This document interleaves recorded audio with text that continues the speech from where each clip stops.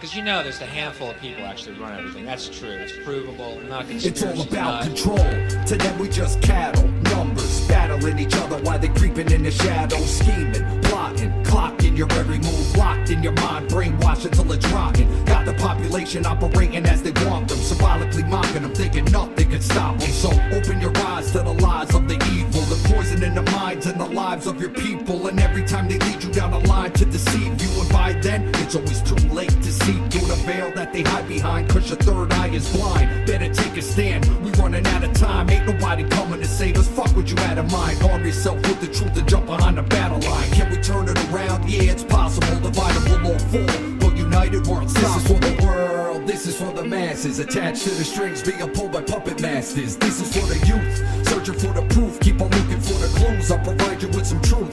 This is for the ones waking up from the spell, beginning to discover themselves. Yeah, this is for the youth, searching for the truth, keep on looking for the clues, I'll provide you with some proof. This is for the world. Yeah.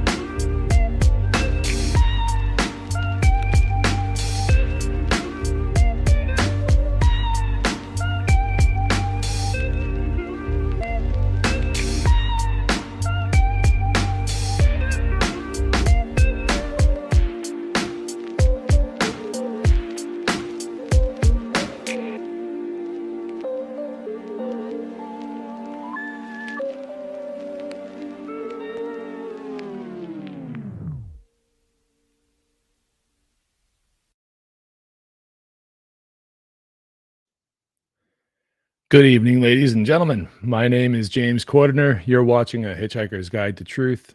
And my website is freeyourmindne.com for Free Your Mind New England. And tonight I have a very special guest. But first, as I've been doing lately, I'm going to bring in the housekeeping first. And we have coming up fast is the next Black Pill Digest. And we are going to be doing that on April 29th.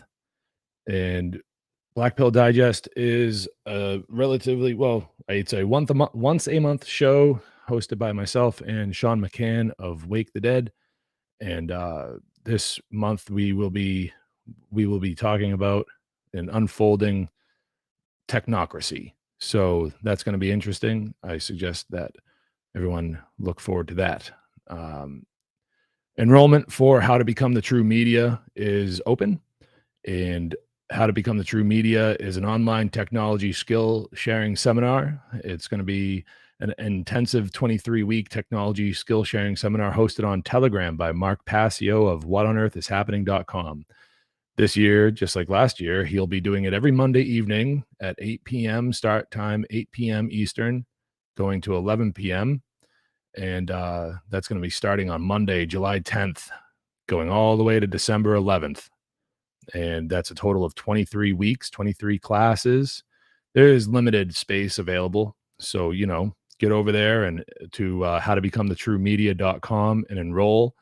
Enrollment ends on July 4th or maybe even earlier, depending on how quickly the spots all fill up. So, do not hesitate. Get over there and enroll in How to Become the True Media. This is a course that has been of great value to myself and many, many others. We are dealing with a battlefield of information, and we are combating the lies and deceit of the mainstream media. And the only way to do that is to really learn how to put together a podcast or a blog or a live stream, such as this that you're watching or listening to the replay of, and to really get the truth out there of what's really going on here, the condition of slavery that we're in, and raising awareness, raising other people's consciousness about that in the digital space. And this course is really a launch pad for many, many other people to really gain the knowledge that they need. If you think that you don't know enough, well, he really takes it from square one. He really takes it from the beginning. He'll teach the beginners, the intermediates, and heck, even some experts could really learn a thing or two from this course. So get over there, please. Next, of course, we're streaming on the One Great Work Network. That's onegreatworknetwork.com. Got about 70 content creators over there creating excellent content, you know, and we're ending slavery one mind at a time. And last but not least, this year on September 23rd and the 24th, I will be participating in the Seed 5 Metamorphosis Conference. It's a free online conference about the occult, esotericism, freedom, history, philosophy, symbolism, and natural law. All-star lineup of speakers, as I always say, myself, James Cordiner, Douglas Martin, Nate Cap, Mark Passio, Chris Jansen, Will Keller, Brandon Martin, Leslie Powers, Brandon Spencer, Patty Lager, Dorian Greens, Cullen Smith, Dylan McCormick, Mark Devlin, Corey Andrulot, Logan Hart, and Seth Esposa. There's going to be, I expect, and maybe I'm talking it up a little much, but I expect there to be a little more than just a killer lineup of speakers and presentations. I'm sure there's going to be some surprises to experience along the way. So that does it for our housekeeping this evening for now. And without any further ado, I'm going to bring in Kris Nelson, our special guest this evening. Kris Nelson from evolveconsciousness.org. And how are you, Kris? Nice to have you on. Nice to finally meet you. And I'm excited to see where our conversation goes tonight. I'm doing well, thank you, and thanks for having me. Yeah, it should be a good conversation. It always is whenever you talk about truth and morality, the supreme importance that should be in all our lives. Yeah, for sure. It is like the crux of all of our work is really making sure that the truth of morality gets out there, because that is like at the heart of the battle. People performing mental gymnastics on a daily basis to see what they can and cannot get away with in their little mini me Satanist moral relativistic mindset that they have been conditioned into, which is directly the cause that's leading us down this path into ultimate and complete slavery, the way of maximum pain, as some people have called it. And pain can be a teacher. Pain can be definitely something you can learn from, but we are, it seems that we as a species cannot get out of our own way in terms of the pain that we're inflicting upon ourselves, the self-inflicted wounds that we're suffering from. And it's really a terrible situation that we're facing here. And it just seems to be getting worse and worse and worse as time goes on. And I mean, I would like to sit here and give people a little bit of the white pill and say that it could change. I mean, of course it could change. Anything can happen. Unfortunately, it doesn't seem like enough people are really getting out there and speaking up and speaking truth to power and making sure that people know that like right and wrong exist for everybody equally the same way, and there's no escaping it. You can try as much as you'd like, but there's really no escaping it. And the sooner you get on the train of morality, objective morality, the better. And we can all ride into the sunset on and actually have freedom, real freedom, unbridled freedom. And last week at the end of the show, when I was talking with Brandon Martin, I said something silly about, I wasn't sure if a lot of people have heard of your work. And it was kind of, I thought to myself afterwards, I was like, why the hell did I say that? I don't even know if that's true. So I don't know if you caught wind of that, but I don't know. I kind of wanted to extend an apology for that, because then I went and really, because I've only just recently gotten into your work, but I never understood what I hadn't understood at the time. It was the timeline of your process of your own consciousness, your own waking up process, and just how long it has been that you've been putting out content, and to the extreme quality of your content should definitely be noted and taken into consideration here. Personal thank you from me to you. I have not been doing it as long as you in this digital space. I've been, I'm kind of a fresh face in the grand scheme of things, but it's really great to have you here. And it's really great to have such a heavy hitter who's just produced. Dude, you do fantastic work. So, I mean, thank you. Thank you so much. Well, you're welcome. And Thank you for the kind words. It's my pleasure to do because, yeah, like I guess it was more when I started the passion for, getting the work out there to try to get more people to understand. It was once you're in it, you get like you have a deep care for truth, and you got to run with it once you develop that. When you ignite that flame and that desire in you, well, yeah, you got to learn it first of all. Obviously, that's the alchemical part, the first part of the, I guess you could call it, of the great work. And then the second part of the great work is the active part of, well, taking what you've input and consumed as knowledge and information, and verifying it as best as you can, I suppose. Or even speculative stuff, you can even teach that, but gaining some understanding and then projecting it outwards through sharing and teaching, and getting more people to understand, especially as you started off, the most pivotal part is the importance of moral truth itself, and we have to care for that above all. And that's what's most important. And to tie back the first thing that you said with some of the last things you said, um, with respect to the work I've done and how I came to that process, or how I awakened, and etc. Um,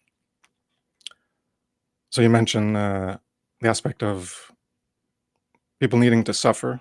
You started off with that, and I'll tie it into how I also started this as well. That's the something that people need to understand is the importance of the negative. And just gonna take my hoodie off. I like my hoodie usually, but I got the door closed, and so it's like really hot in here now since we got like a little quick summer for the past 2 weeks, and in April there it's pretty hot. But I like to keep my ears warm in my head. But right now I'm I'm getting a little hot. So the importance of the negative, I've talked about it in articles mostly. I've written about it. Shattering falsity, I think, was one of the main ones, and chaos, the negative. And unfortunately, that often comes with suffering. Either it can be just psychological suffering of the conflict of your expectations or your illusions of what you thought was true, and then actual truth coming to shatter that falsity. So that can cause some psychological suffering, or you can have physical suffering in your life if you're off the path that you actually walk, and your actions you take, well, that can reverberate as negative consequences, and you can suffer, or not even yourself, but just the society you live in, because of the societal enslavement and the persistent occulted enslavement that we live in with government.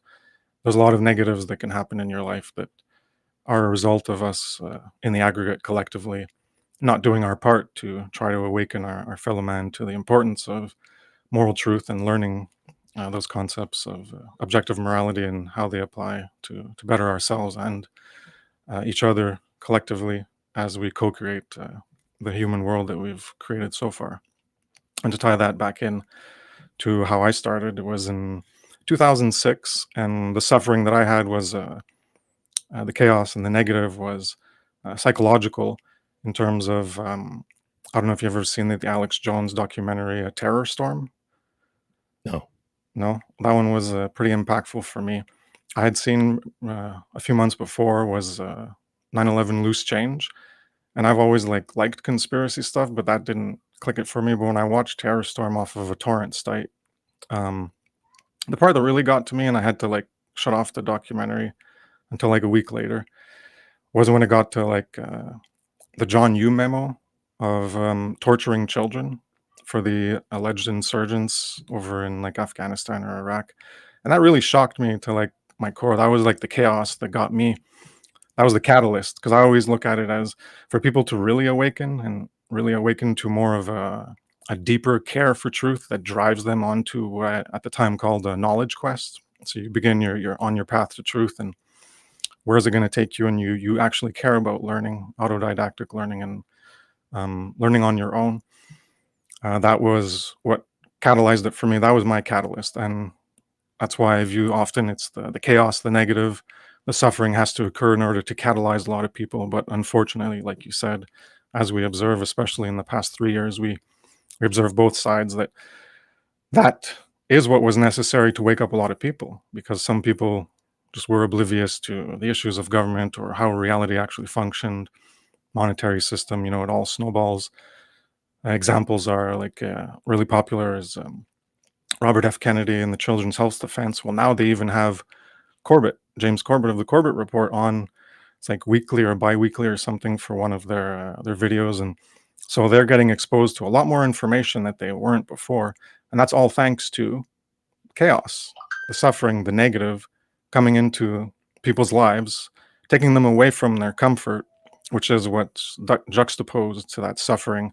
And that's what prevents people from actually giving a shit and caring, because they're apathetic, because they have too much comfort. And that's the bread and circuses is, well, you keep people entertained by so many entertainments of whatever people like, sports or movies or music or whatever, just going on social media, whatever can get a dopamine fix. So it's all that pleasure trap, whatever provides some type of positive, pleasurable association psychologically. Well, that's what people are inclinated towards perpetuating and repeating that type of behavior. So they don't really care about, well, everything's fine for them as long as it's fine. As you mentioned, the mini-me Satanism, if it's fine for them, then they're not going to really care to look beyond their little bubble of reality, their bubble of perception, because as long as they're good and their family's good and they're taken care of and life is going decently, well, then they're not going to care. And they're just going to try to just enjoy life. That's part of the pleasure trap that I've focused on partly in some of my work, that people just want to enjoy life and they're not looking at, well, what about the negative? And they just want to focus on the positive. And as long as they keep doing that, they're not actually looking at the negative, the dark side, both within ourselves and of society. And that's the shadow aspects we could refer to as, it's a reflection of our individual and our collective inner psychological demons that we have to work through and conquer in order to co-create in a better life for us all, that's in alignment with moral truth. So I'll just end it there. That's how I started and got into this. And eventually I got into Passio, I think in 2011. Yeah, he's honestly the best source of information on so many topics that I haven't found anyone that comes close, even as he's touted non-egoistically, but just to say that, he listens to his content and he's like, there's no one else doing it like him. And he's right. And that's what I've tried to do from the outside, is I've tried to take a lot of his material and just go deeper, which is what a lot of people who, or I guess my friends on Facebook, which I went a different way and they didn't like what I was doing at the time. So we fell out. But at that time they were saying like, yeah, wow, you just go, like, you go deeper, you take it and you go deeper to try to explain it more so that it becomes more clear, because with higher definition, you gain higher clarity.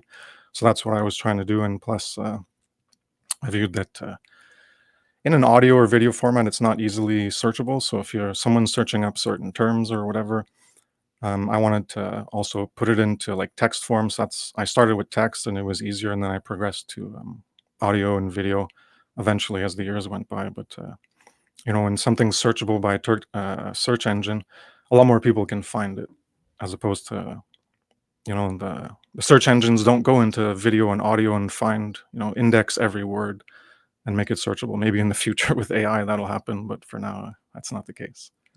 No, it's not. But yeah, I've really enjoyed the work so that you've done. And so something else that's pretty silly that happened a few months ago is I did a show and I was talking about the Philosopher's Stone. I watched that one. I saw it and I was like, yeah, it was with Derek Barticcioli. Yeah, Derek. And he's like, oh, that's from Kris Nelson, Evolve Consciousness. And you were like, I don't know. I was like, oh, he doesn't know who I am, I guess. I was like, I have no idea who that is. And then I was like, I gotta go find out who that guy is. And I did. And I've been listening to your stuff, and it really is very nice. I really enjoy it. And it's you take very much patience with the work and with yourself. It seems like you're very dedicated, and we need that, people that are very dedicated, and that's where we're at. And I just, again, I appreciate it, and you've been doing this series recently, really expanding upon natural law. And you started out the series a few weeks back, and it's what grabbed my attention to talk with you about your upcoming series, the work that you've put into it so far, and really just hone in on morality and how it's not up to us.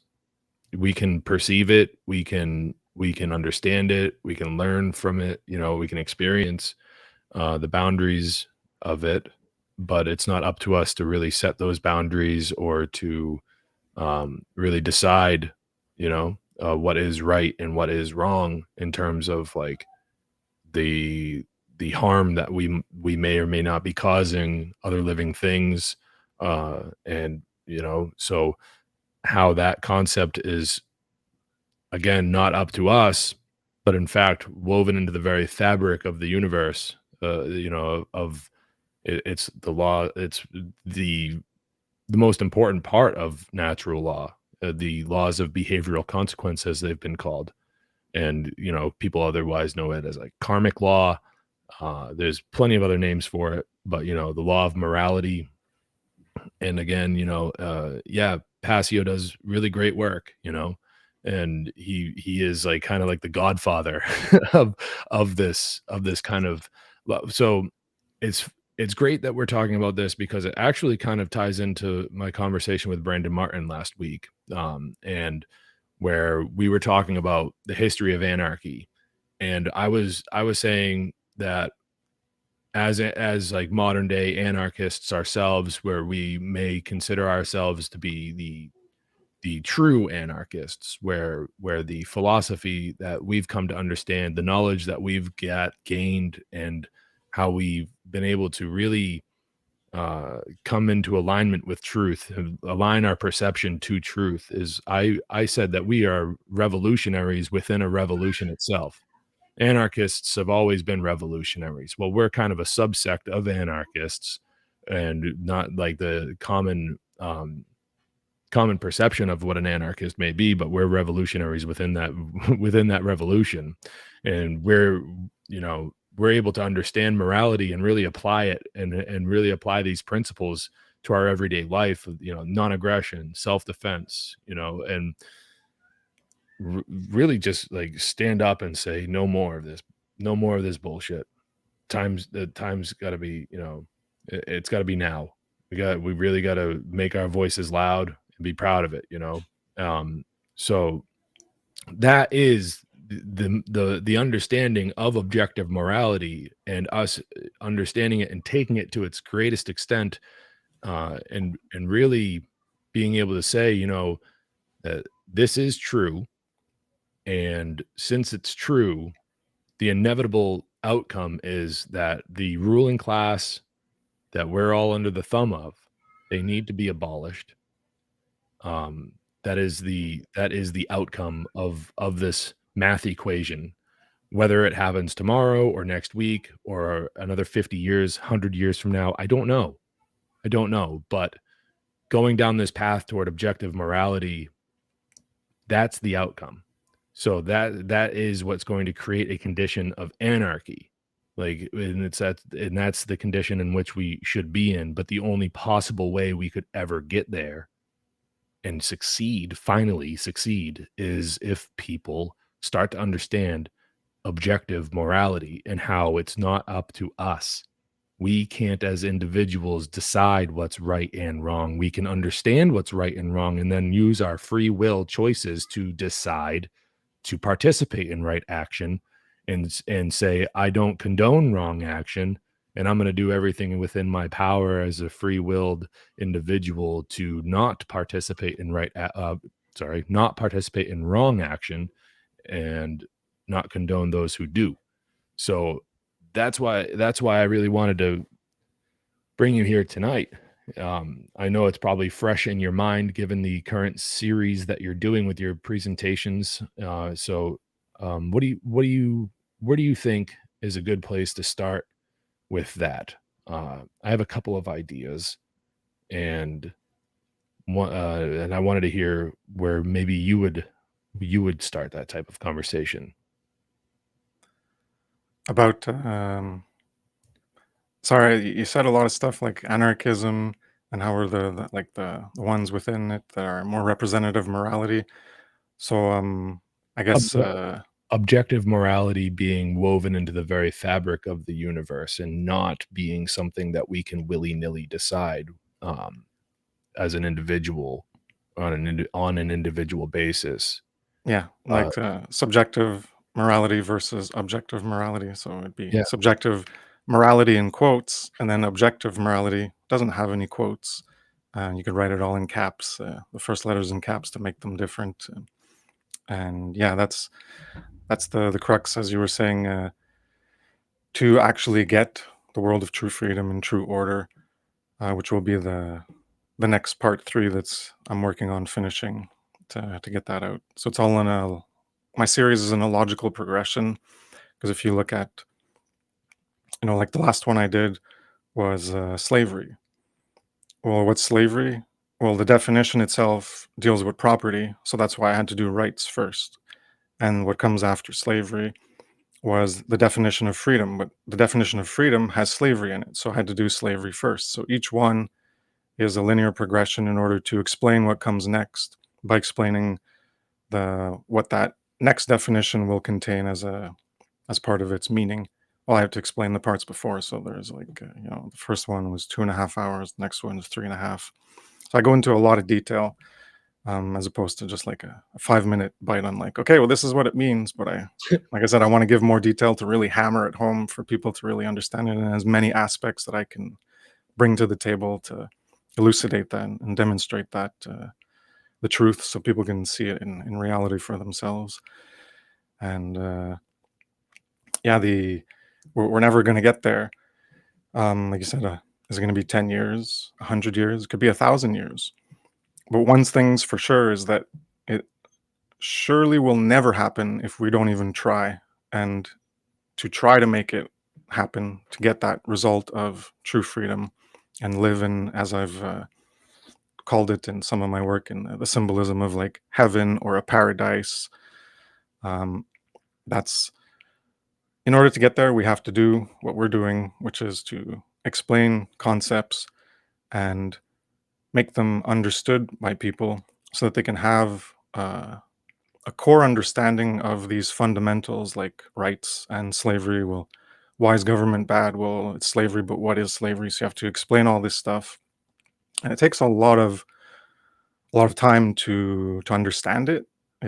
You can say it's simple once you understand, but the complexity is in gathering all those points of detail in order to really see that is the case in reality. And for some people, it might be simpler and they get it really quick. For some people, it might take a lot of detail. So I'm trying to provide as much detail as I possibly can to get people to really grasp these concepts at a deeper level and to use them as principles, so that they can use them as a launch pad to guide themselves in their life in the direction they want to go, as long as it's within objective morality and natural law, your natural rights, the law, and to not violate it, which is to not initiate harm to others. And if you do initiate harm, well, you're violating the property rights, which ultimately all derive from your first property right of your self-ownership. So everything that initiates harm is a violation of some, you could call them a lesser form of property based on that derivation of your first natural right of self-ownership. And so they're all claims of ownership upon you in varying degrees of severity or quantity. And yeah, that's what I recently talked about in the last presentation on Natural Law, the Science of Morality, Part 2, Slavery. Yeah, you did a wonderful job with that. I liked the breakdown of the tiers, and the way that you were very tempered in your approach with explaining to people, maybe take a minute and think about the type of harm that's come your way, or the violation that's come your way, before you go and act upon it. See if the response that you're giving them is perhaps equal to the violation that was that you were a victim of. Yeah.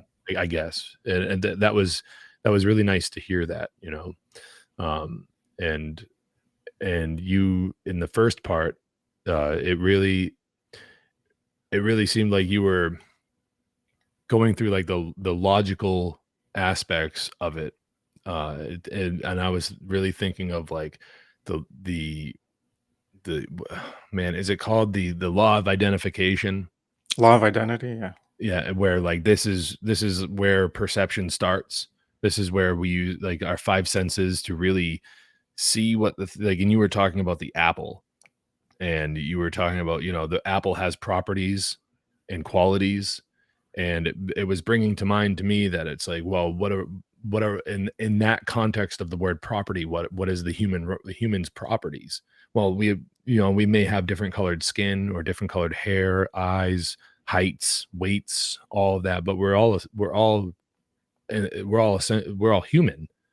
So I mean, how could it be that I have different rights than someone else? How is it that I would ever have different privileges or rights than someone else? And how can I justify uh, giving those rights up? How can I ever justify expecting someone else to provide for me that which I'm more than capable of providing for myself? And the vast majority of people are capable of providing these things for themselves. However, they've been conditioned into this mindset where they have to rely on big daddy government to come in and take care of them. And it's almost like a self-propelling machine where the government's existence has created this crippled portion of society, and then they turn those crippled people, not like it's just a metaphor, folks. It's like it's so, but they turn around and they plead for help to the same people who caused them the suffering in the first place, and that to me is just kind of really like masochistic. It's kind of sick, and Yeah. this is what they like to have. And as far as like, morality being woven into the fabric of the universe, which I keep referring to it as, because it is um, something that I've observed ever since like I've had children is, and this is funny, it just happened the other day, and I was thinking about our conversation, and I'm watching my daughter. She takes like a a bucket, and it's got some sand in it. She pours it on the driveway, and then she goes to go grab the sand off the driveway, and she scrapes her fingers on the driveway. She's not hurt by this or anything like that, but in the back of my mind, I go, "Oh, is she gonna maybe hit one of her fingernails and go, ooh," and kind of wince and pull back and feel a little pain. Um, I think that our ability to feel pain from the very moment that we're born, and even before we're even out of the womb, um, babies that are still in utero can definitely feel pain. I think that is directly tied to morality, and I think that it's like that because it is our ability to identify harm and our ability to really understand what harm is from our own perspective, and then with a conscience realize that you wouldn't want to do that which you've experienced and identify as harm to somebody else. Yeah. And then it takes a certain amount of education from there to really expound upon what constitutes harm. But I think that it all starts with physical pain, from the time that we're all very young children, and from the time that you're conscious of that pain, where maybe you grab a curling iron with your hand and you burn your hand, that hurts. And then the golden rule comes in, and you start to teach children. And this is why it's so important that the intervention of this starts early, because then it becomes a part of their upbringing and a part of their consciousness from a very young age. And the psychopathy has very little room to kind of wiggle its way in there, where we're actually raising children to be um, aware of the most recognizable form of pain, which is physical pain. And that is something you don't do to somebody else, because how would you like that done to you? Yeah. Golden rule, you know? So I was thinking about that the other day, and just our existence alone, our nervous systems, the way that we're built, everything. And I think that that's where it kind of begins. But what do you think about that? Well, I think you're accurate in that assessment. The young children don't have the self-reflective capacities as, say, an older child or a teenager, or certainly an adult. So that's all a learning process to learn to differentiate self from others and cooperate as well. Because when they're young, they have there's different phases of development, and there's the when they learn to like get into their identity, and then they're more like now my son's in he turned 3 in February, so it's all like no. There's a lot of no's, even to things that he wants. And then it's like 5 seconds later, he says yes. There's like, it's all like this rebellion against the authority of the parents to, in order to distinguish himself and create his own identity and his own sense of autonomy and control over himself.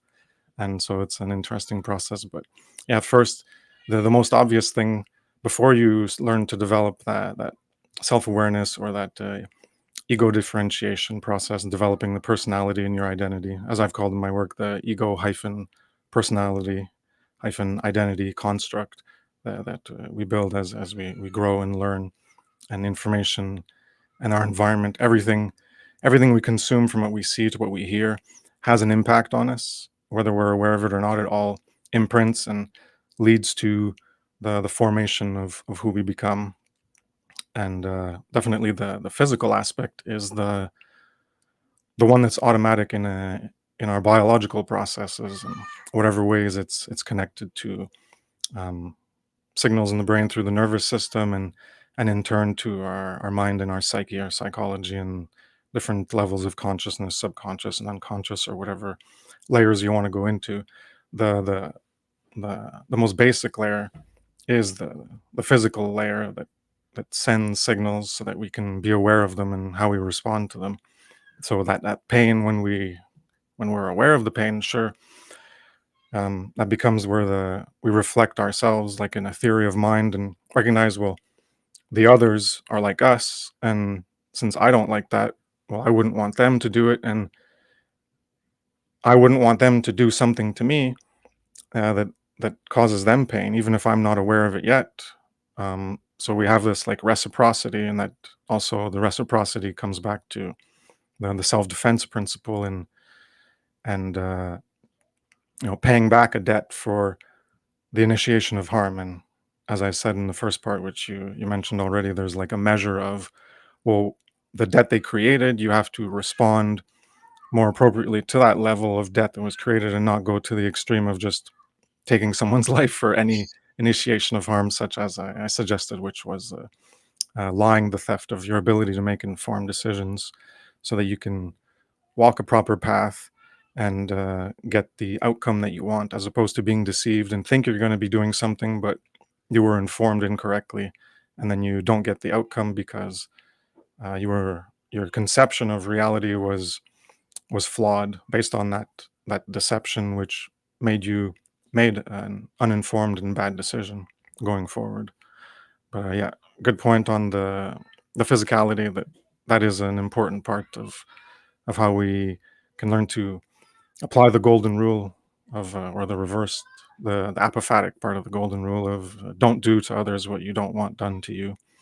And Right. that's definitely a primary, basic biological factor for the biology, plus the consciousness, the psychological aspect to feedback and learn from, in order to develop that a greater understanding at a possible more conscious awareness level, as opposed to um, intuitive or automatic sense of right and wrong, which people obviously get wrong because they think the things the government do is right, because that sense of intuition and automatic um, feeling your way to maybe the truth, or certain information and knowledge, in order to grasp it and develop an understanding and reflect it into reality to see if it's true or not, well, that's lacking. And there definitely needs to be more conscious awareness as opposed to more of an unconscious, just let the information from your unconscious or subconscious bubble up in an intuitive process to inform you. I view them all as logic. In one of my presentations in the past, I've viewed intuition as based in logic, but not that logic is always going to give you the truth. You can make errors even with logic, but it's more of an unconscious process of connecting information that comes to you, and you're not using your conscious mind to say like 1 and 2 and 3 and 4 and that leads me to this conclusion. Your intuition is just, it's doing it for you. You're not consciously doing it, and it's just providing you with these conclusions where you get these insights, these aha moments or eureka moments, and things just come to you. I view that as like it's all logic at the foundation of reality. As you mentioned before, the law of identity. That's one of the fundamentals. A is not B, A is A. An apple is not an orange. So these are fundamentals of the universe. Things are what they are. They're not something else that they aren't. And that's part of logic and the law of contradiction, the law of excluded middle. And the law of contradiction is what logic is to weed out contradictions. So the law of identity is part of that. And you can't be applying things that aren't what they are. So when we talk about morality, well, we have to define that because people have this unconscious perception of what morality is, and it's mostly based on the subjective morality that they've been conditioned with, that through the failure of actually teaching objective morality and what it is and ways that you can actually understand it like definitively, and through reflecting back with reality through definitions of words, as what I've done in the part 1 on rights, is to really like explain to it and tying it back to things that are in reality, such as ourselves as individuals, and the self-ownership and everything else derives from there. So that's where your rights are, and they can't be taken away.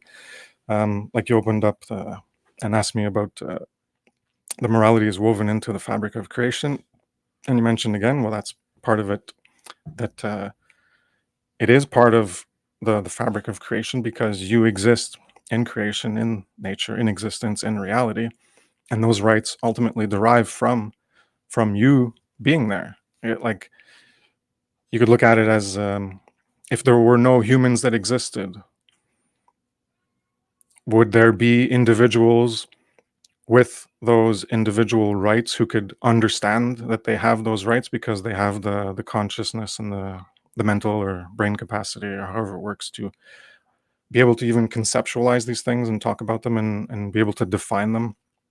Well, it wouldn't be demonstrable, but as soon as they would come into existence and have that capacity, well, they could reflect and understand, reflect from their internal reality to the external reality and feedback and see that, yes, there are these rights because they all derive from my self-ownership, because I can't give that away to anybody. I can't willfully become a slave because I'm the only one that owns me. No one can own me. And to demonstrate that easily is, well, you're in control of you. Your biological aspect of you is controlled by your psychological aspect, the self. And that is what controls the biological aspect. So your first physical property, your body or your life, which is negated by the violation of murder, well, that all derives from your self-ownership. And no one can take that away. And since you can't give it away, you can't abdicate your responsibility for your own property, that your own self-ownership, you can't make yourself a slave. No one can actually make you a slave in any way. And all your derivative properties of your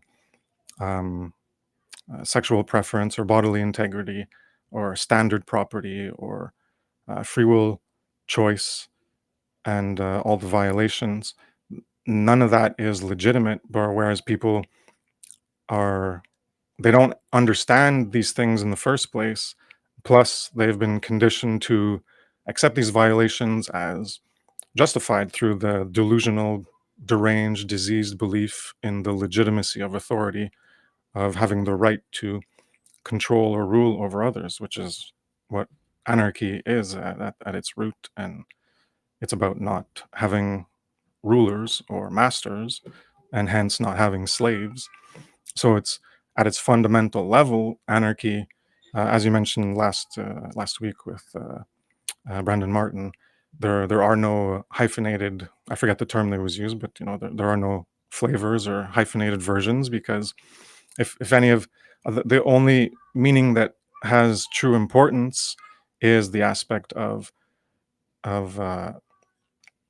where it derives from rulers and masters. Well, that's of having a master-slave relationship, so it negates that. So that means it negates immorality, and these claims of ownerships which are violations of rights, and that's what ultimately matters. And then if people want to voluntarily agree to create a commune, like an intentional community or something, and have more of they have a shared garden or something, like a community garden. I've taken part in that when I used to live in the city, and you all work together and then you split it up at the end of the season. If people want to voluntarily do things and try out, communal living, and some people want to call that communism, but it's not political communism. It's two separate things as far as I'm concerned. Just like you want to look at political socialism, well, that has a definition, what most people think of. And then other people will say, well, socialism means this. Well, just people in society being social, and then you attach an ism to it, the ism of people living together. Well, that's very different than socialism as a political ideology, and all the suffering and pain and the devaluation of individual rights and not our natural rights and the law that comes with that collectivist ideology. So that's why definitions are really important when we're trying to get people to understand things. And unfortunately, I guess for them, they often are not willing to invest the time, because again, they don't have that flame, that care for truth burning within them that will drive them to invest the time and energy and attention, our two spiritual currencies, what we pay attention to and spend our time on. They're not willing to do it and have the dedication and the persistence to keep repeating that over and over, daily or weekly or monthly, and just keep applying that persistence and that dedication for that care for truth in order to gain that knowledge. And then when you do that inner alchemy and you change yourself and you're more right than you were, you've let go of your attachment to your falser self, and you've realized how you can better yourself. And that's part of self-improvement in the alchemical work, being as a phoenix, where you burn the impurities, and then from the ashes you're reborn. You're reborn better than you were before. So it's always about self-improvement, to be better than you were before. And that's about recognizing, again, the importance of the negative, the falsity in you. And then you sublimate it, you purify it, you burn it as a phoenix, you destroy your old self, your falser self, and then you are reborn as a newer version, a better version. You're still the same you, the continuity of the you, the I am, persists, but it's slightly modified because you've chosen to do that continual self-renewal, where you continue to remake yourself into a better version. And that's something that's always ongoing.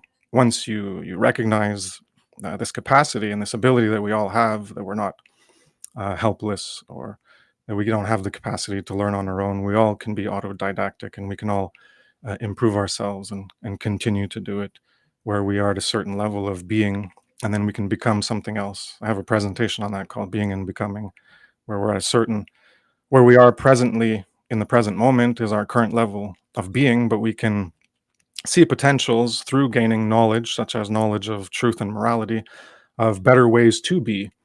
And when we work towards that goal, our journey is to arrive at that goal. And then when we reach that destination, we become something else different than what we were before, because we've done that alchemical process of the phoenix and being reborn from our ashes and remade ourselves better. And we can continually apply that, because when you arrive at that new destination, you can look at it as going up a mountain, or you go up and then you look around and you see more than you used to see before. So from that position, what you couldn't see before, well, when you arrive there, you can see, oh, well, now I'm here, and now I can work to that next position that I can see ahead, and I can alter my goals to now I've reached this goal and I've accomplished it and I've made myself better. And then you can work towards your next goal that you possibly couldn't see before. And because you've reached that new level, that you can see that, okay, I'm still, personally, I'm still supporting this immorality, or I'm still doing that myself if I'm not supporting it. I'll have more of that coming in, like the different levels of that in my presentation, part 4 or 5 or something on, I'm going to be doing one on morality, one on the law of freedom, and eventually one on the great work. So I have a few parts and my work cut out for me. But yeah, I guess I'll leave it there. Not sure where else to go. Yeah, dude, that was great. Thank you so much. You said a lot there. I think that we're at the top of that mountain that you were talking about, looking out at the horizon and seeing where to go next. And it's like, where to go next is really making sure that we amplify this message, because that alchemical process that you were describing leaves us in the shoes of like realizing that we have this, we've gained this knowledge, we've gone through this process, and who the part of my French, but who the fuck are we to keep it to ourselves? We need to help others. We need to Exactly. that's the moral obligation of the whole thing, is like that's what one of the many parts of the conclusion that you come to is helping others, and it's not from like a religious standpoint or whatever. Like, it doesn't have to be that, because a lot of the religious institutions are a part of the problem as well, but it's more just like you described your son being very rebellious, being very no, and then 5 minutes later, okay. Oh, it's it's like 5 seconds later. Right, yeah. It's this testing of the boundaries, right? But it's evidence that even from the earliest, and my son is 6, my daughter is 2, so I feel your pain, brother, and I'm here for you if you need anybody. But like, uh, it's evidence from very that we can see as adults, and the evidence is there that from a very young age, human beings have a desire to explore, and to push the boundaries to see what they can and cannot get away with. And this is the beginning of that alchemical process. And what the system that is in our opposition, that what they are doing right now is they are kind of hijacking that process, realizing the journey of potential fulfillment, in which every human being has to go through, and that's this thing called life. It's just a journey of fulfilling your potential that everyone's born with, and they hijack that and they kind of steer your ship. That's why government being mind control. The word government means mind control, and that's where it all starts, is getting ideas in to hijack that process of self-actualization and steering it in a direction that benefits them. Yeah. Okay. And this process should wind up benefiting everyone. And the only way it can really benefit everyone is if we're allowed to self-actualize and realize that objective morality exists, and that is the proper way to exist within this realm, or whatever you want to call it, the world, to be a part of what's going on here, to not want to initiate harmful action against another living thing. And to be quite honest, I start with other human beings first. I just want to put that out there. I'm I'm I'm I'm only me, so take that whichever way you want to out there, folks, or even you, Chris, but what I'm getting at is that is what was one of my points from at the beginning about how we experience physical pain, and that's like the first the first identifier as to what harm is, because the rest of it is, um offshoots of physical pain and more metaphysical things, the types of harm, the violations to natural law, uh, like something like deceit and lying, you Yeah, know. well, that's why I had the 4 tiers that I categorized. That's why I put everything with the body first was, well, life, murder, and your sexual association, which is, sexual assault, the rape, and then there was the bodily assault. Those Yeah, were the most visceral ones 'cause they're directly your body, which is the one that's closest to your self-ownership of you controlling your body, and the other ones are, like you said, they're more metaphysical. yeah, and and I mean that's why when we're explaining the trivium, the threefold path for people out there, if you haven't heard of the trivium yet, where have you been? Anyways, like, I've done a lot of work on that myself. That was one of yeah, my focuses, yeah. the the grammar, logic, and rhetoric, and applying our five senses. We are sensory beings. It's not to say that that's where we should be stuck.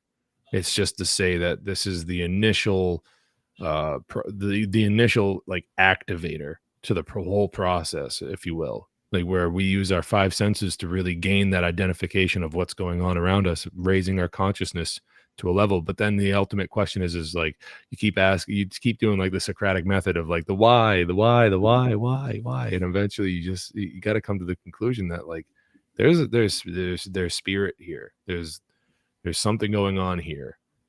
We were, you know, maybe I don't want to give anyone the idea of like, creationism or anything like that, but something had to put life here. Like some process happened somewhere down the line, and I mean, it's conscious. I'm kind of trailing off here. I'm losing my train of thought, but I guess what I was trying to get at is that like the evidence is there if you have the eyes to see. The evidence is there uh, to prove our point about morality being, you know, part of creation itself, I guess. Yeah. Um, like you said, the most basic level is when the harm is done to us and the physical part, and then we gotta use our, as I've referred to it before, we have an abstraction engine. Our consciousness is like an abstraction engine, and we can go from those base layers, which infants get first access through the five senses, and then we can build on top of that and see, um, like Aristotelian metaphysical philosophy of the categories of being, and where you have primary substances and secondary substances. And those are just models of how to make sense of the different things in the world and how they can be categorized differently. But Yeah. from the five senses, and then eventually we can abstract to greater understanding. And one of those is, again, as you mentioned, the importance of morality, and it's about getting to that point. Otherwise, well, how do you know that what you know is right or wrong? If you don't actually have definitions for what is right and what is wrong, then you're just like you're you're shooting off the hip, or you're playing it by ear, and you're just going off of assumptions, which may be right, may be wrong. But if you don't have it, um, like if your conscious awareness hasn't been brought into it in order to truly grasp what that word symbol that you're using, what it means and what it reflects in reality or reflects within ourselves, either as individuals or collectively as humans in our capacities, then do you really know what you're talking about? It's a word, and it can have different meanings for different people. So even then, when we have conversations with others, we can get into semantic misunderstandings where one person uses a word and they mean this, and the other person hears the word and they mean that. And instead of both walking the same road in understanding, well, they're both walking in different roads, and then they argue about things, and because they're both they have the presupposition of the same definition of a word, and then they get into an argument, and then at the end they both one of them might realize, it's happened to me, like, oh, we're having a semantic argument because you use this word and I understood it this way. And then when we hash it out more, well, okay, well, we're actually talking about the same thing, but we just used the word differently, and that was our contention. So there's always this. I always like to come back to the importance of these the symbol magic of words, and the importance of the definition, and because the words can have multiple meanings, and especially when you just refer to non-word symbol magic, like just symbols themselves that are visual, or yeah, mostly visual, then you don't have the specific definition. Then that's where you get into multi-layered, multi-tiered meaning of what a symbol can represent based on different contexts. You have colors and shapes. It depends on what you're talking about. Well, red means this in this context is something negative, but in this context it's something positive. You know, just the red pill versus the blue pill. Well, the blue is the negative one and the red is the positive one. And red, in terms of like external or internal, well, your internal is your blue, your thoughts and emotions, and the external is your actions. Well, your actions are good. So it all depends on the context of how you're using the color to represent what you're trying to, the meaning you're trying to convey with that symbolism of color itself. So it's very complex. I don't remember exactly what you had stated. Yeah, but that's, I guess, where I'll end that part. I don't know where we started, but that's where it Yeah, ended up. I from time to time I catch myself just rambling on. I'm like, am I making a coherent point here? And I'm like, maybe. I hope Yeah, I I lose the original thread, and I'm like, "Ooh, I went over here," and I'm like, "Oh, I don't remember where that one was."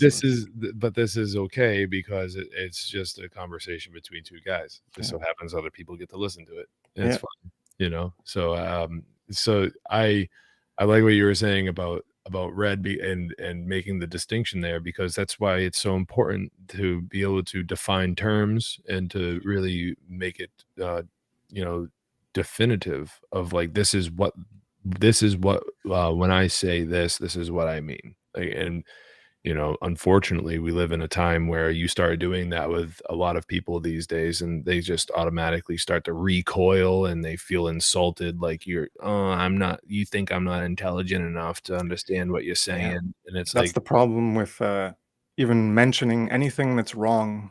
People view it automatically. Well, it is a judgment, but it's not like I'm saying you're a piece of shit and low life, and I should just execute you. No, it's like if you're wrong, that's the importance of caring about if you're right or if you're wrong. You have to want to be right, not to just want to be right to, oh, well, I'm right. Look at me, I'm right. No, it's about you want to be right so that you're on the right path. So, and you want to know if you're wrong so that you can get the fuck off of that path. That's the point of, you know, Richard Wetherill does a good job in Be Right or Go Wrong, and Right as Might. Those are good books to read.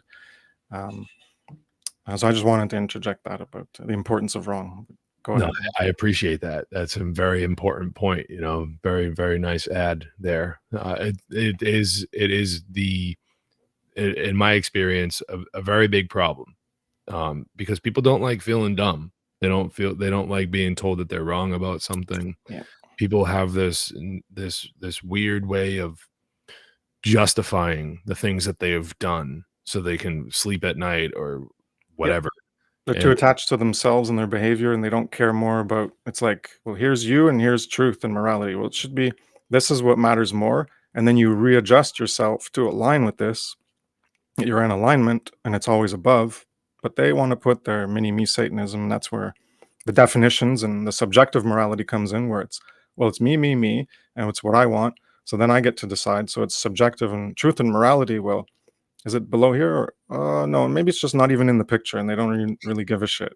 You know, that's unfortunately for some people, that's what it is. They think they do, and they, oh yeah, I care about what's right. I try to be a good person, but what does that mean? What is a good person?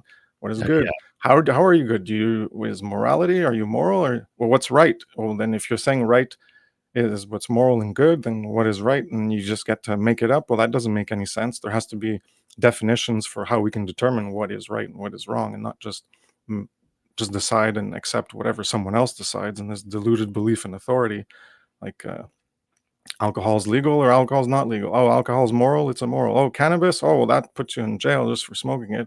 Oh, now it's okay.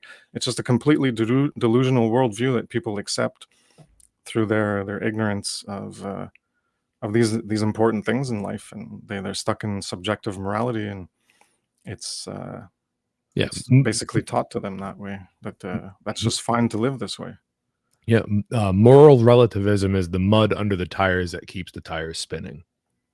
Yeah, opinion. we're not going anywhere because we're staying stuck there because of Yeah. that mud. Yeah.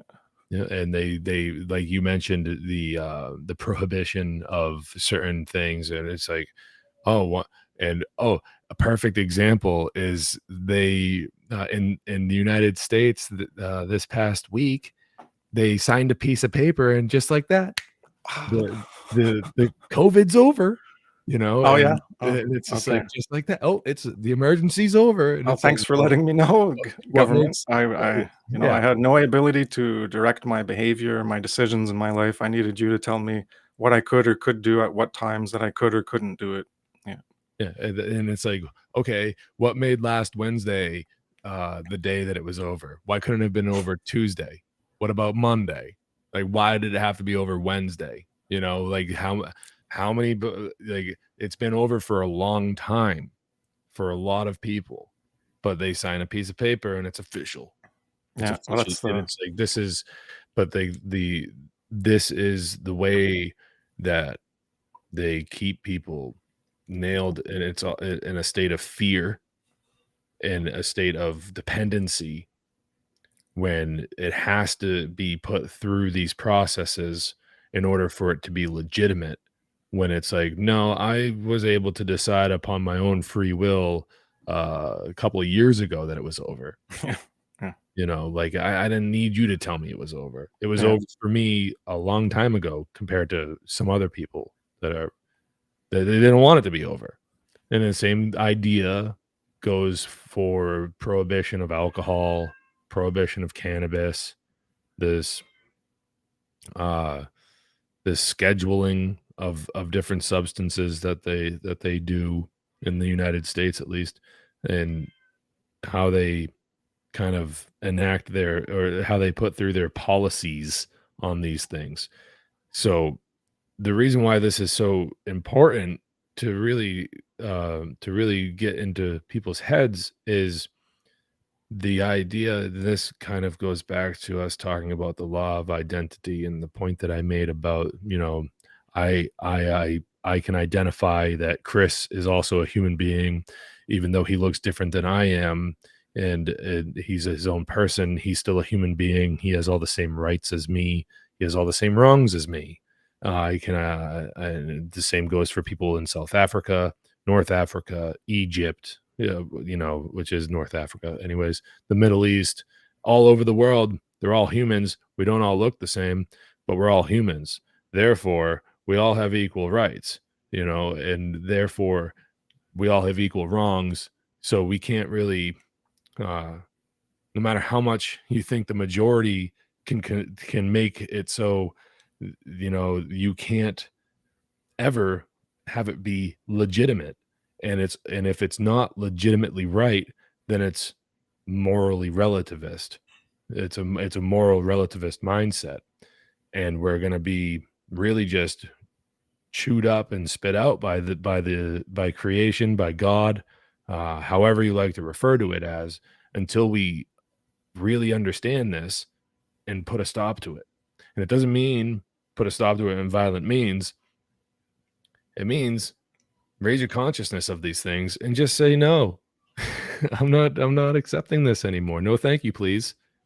yeah, It's as simple as that. No, thank you, please.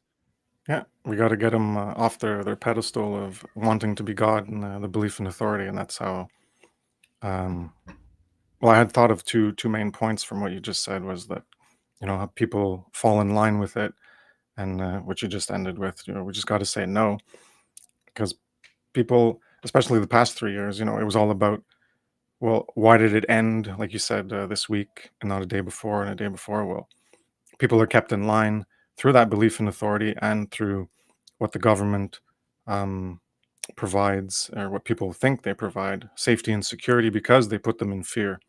It's because of they put people in fear, so people crave the security and safety from the government, and they're the ones who are instituting and instantiating and inculcating the fear in the consciousness of the masses through either their spokespeople themselves, of whoever works in government, a politician, or their media prostitutes, or the any other organizations which all go along with the same plan to establish greater control over the masses, and eventually the end game that we can see as a full spectrum dominance of just complete control of everything. And that they need that fear in order to get that dependence, as you were mentioning before, that people, it's about removing our own ability to do things and being dependent on that centralized authority that we think we can't live without. So the psychopath has given us their mindset, the psychopathic mindset or the predator mindset, and then we live in a system of predation, a predatory system, and we keep perpetuating it because that's the current condition that we were born into. And you get conditioned by that condition of society, and then you act out that programming, that conditioning that you got conditioned by, and that programming just ensures that it perpetuates more of that condition that you were conditioned by. So the condition keeps continuing, and then if they bring in more conditioning, more mind control and brainwashing to get you further to devolve into a falser self, to accept more falsity as opposed to moral truth, and to accept more false things, that makes you a falser self, and that makes you help to degrade the collective experience that we have of, are we going towards more freedom, more true freedom? Or are we going towards more enslavement? And that's obviously correlates with morality and more moral behavior or less moral behavior in the aggregate through the law of freedom. But I forget where I was going with that, but I'll just stop it there again. That's okay. I have a question for you. Why do you do this? Why do you continue to do this? I mean, I know you were talking about, watching certain documentaries and feeling it being messed up, and I know you heard Mark Passio, and then started probably around the time where he was really laying into people saying we need more people to start speaking up. So of course you're motivated to do that, but like, why you? Why? Because I can, because anybody can, because I have a good analytical mind. I'm very logical. So I have the capacity, like the work I've done is to bring in my logic and to like explain things in more detail. And that's what a lot of people have appreciated in the feedback I've gotten. It's like go to Passio, like everyone go listen to all the podcasts from the first and go up to the end.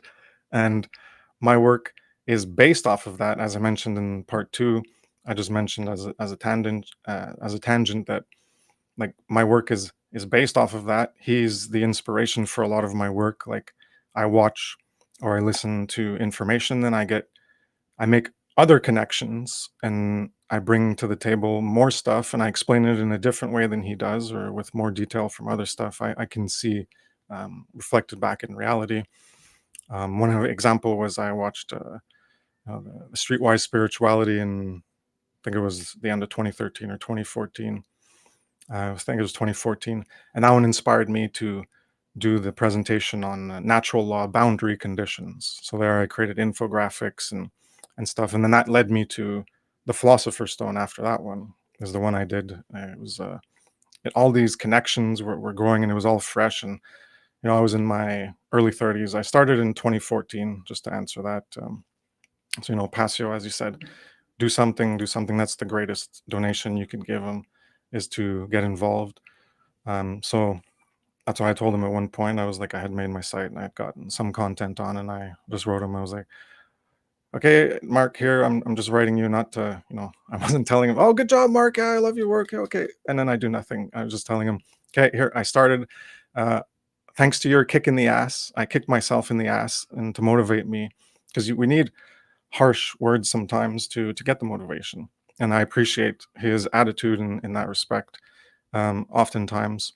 And as vitriolic as it is at times, well, people need to feel bad. They need to feel guilty that they're not doing anything. And I'll be getting into explaining that well in the great work part that I'm going to do. I guess it'll be one of the last parts that I do. But if you actually if you care about being free yourself, and you say you love yourself, and you say you love your children, well, do you want to let them continue to be slaves? Do you want to continue to be a slave? Well, if the answer is no, well, do you actually care to do something about it? Well, it's either yes or no. And if it's no, well, then you don't actually have um, a significant amount of self love. Maybe you have some amount of self love, but it's not really an appropriate amount, because you're still accepting that you're going to be a slave. And certainly, if you have children, well, then you can look at guilt tripping you that way. Well, are you going to just accept that they're going to grow up as slaves? Because if you don't understand that, well, then okay, well, you're gonna understand that you're a slave because I can explain it to you, and that's what the purpose of what I'm doing is to explain morality to greater extents and detail, through rights and then slavery and then true freedom and then law of freedom and then morality and then natural law.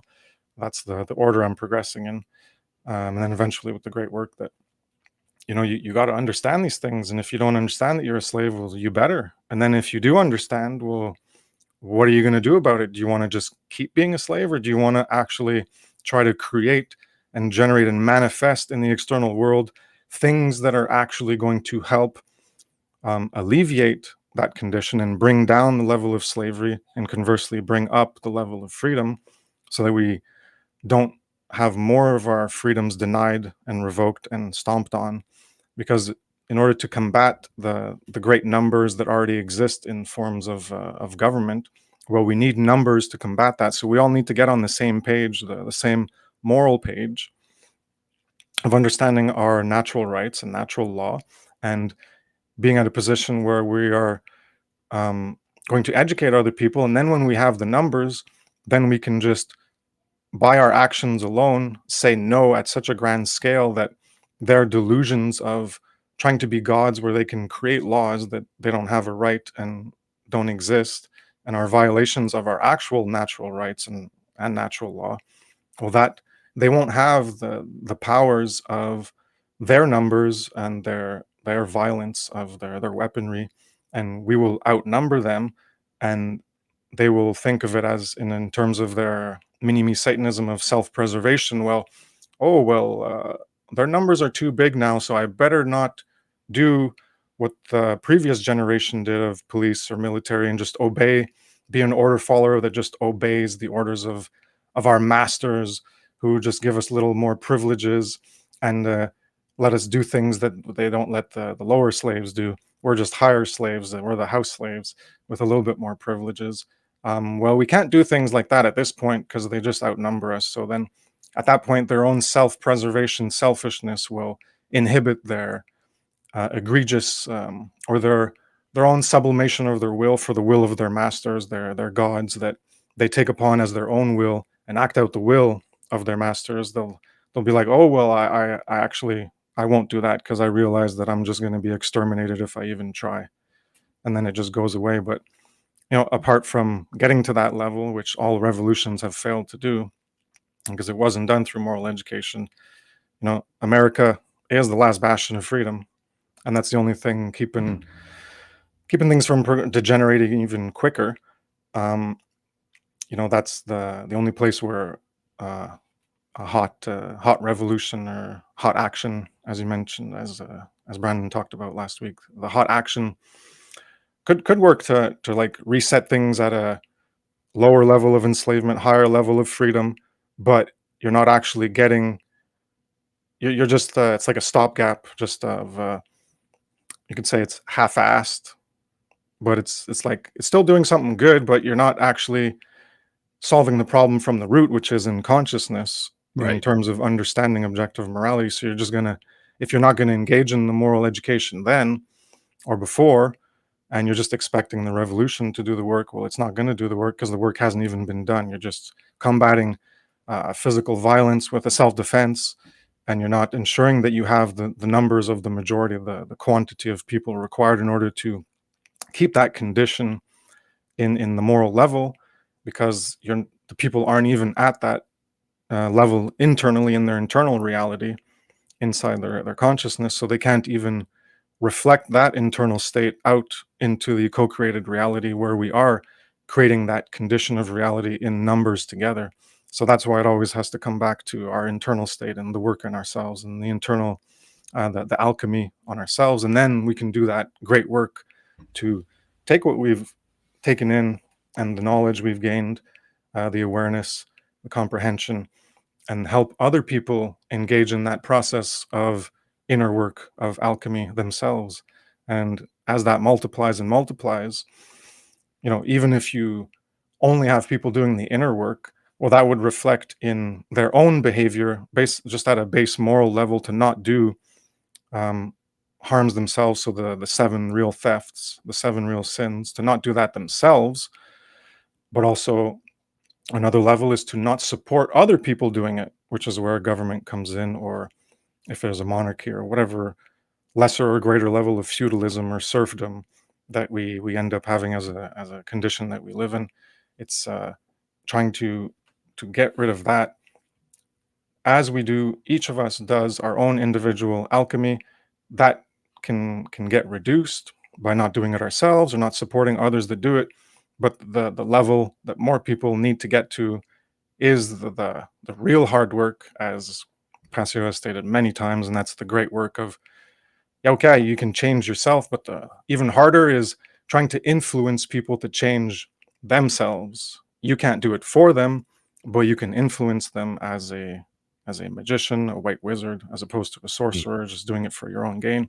Or you're trying to help them change themselves in alignment with morality, so that we can all be on that same page, so that we can all co-create the same world that we want to create, as opposed to having it created for us by the engineers, the technocrats, the technicians who want to control everything and decide for us what we are or aren't allowed to do. And it's all going to be regimented and controlled by every unit of energy that we can produce, and everything's going to be allocated perfectly in this delusional attempt to create order, which will never create order, because it's all done through control and violations of our rights, violations of our will. So it's just this mass delusion that the technocrats, the engineers of society have. Social engineering is just a flawed premise to begin with, and they're insane, is what it comes down to. That they think they can manage people's lives better than the people can manage their own lives themselves, if we're all on the same page of morality. Sure, now it's chaos, and the chaos is amplified because they want us to be ignorant, and they want us to be moral subjectivists, and they want us to be mini-me Satanists. Well, the And they want chaos, us, yeah, go ahead. the chaos is perpetuated because they just won't get out of the way. Yeah, they exactly. They engineer it to make us more chaotic and keep us confused.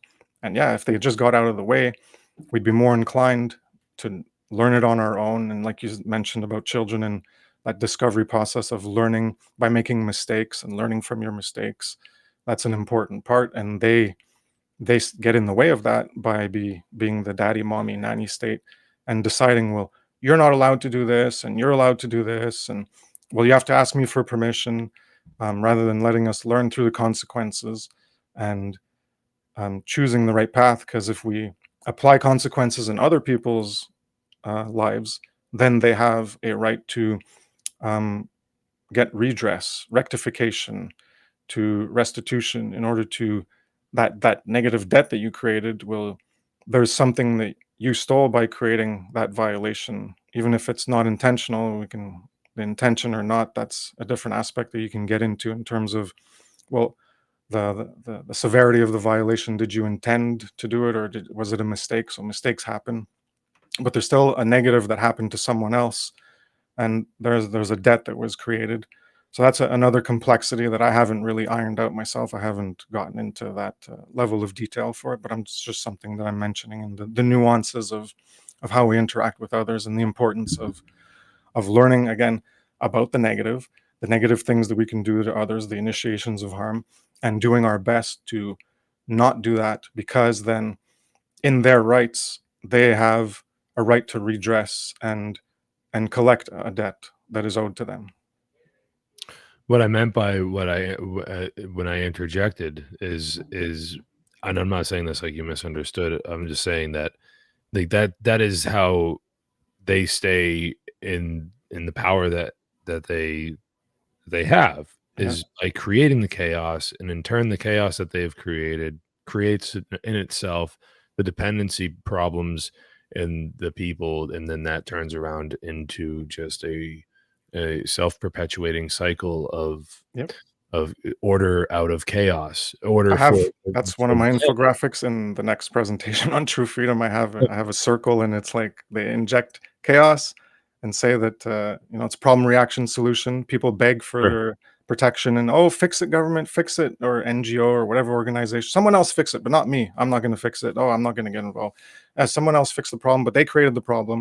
And then they Yeah. come up with the solution. Oh, it's going to be more security and order. Oh, we're going to create order with our control, and then it just creates more chaos, and then they just keep interjecting in that bubble, and it just keeps spiraling out of control. And yeah, well, Right. we have The what we have now. the world, us within creation, exercising our free will, whether or not we all catch up to the moral fiber, the moral aspect of all of it, in time. However it all pans out, it will organize itself on its own. This is the nature of the universe itself. You see, and we're within that.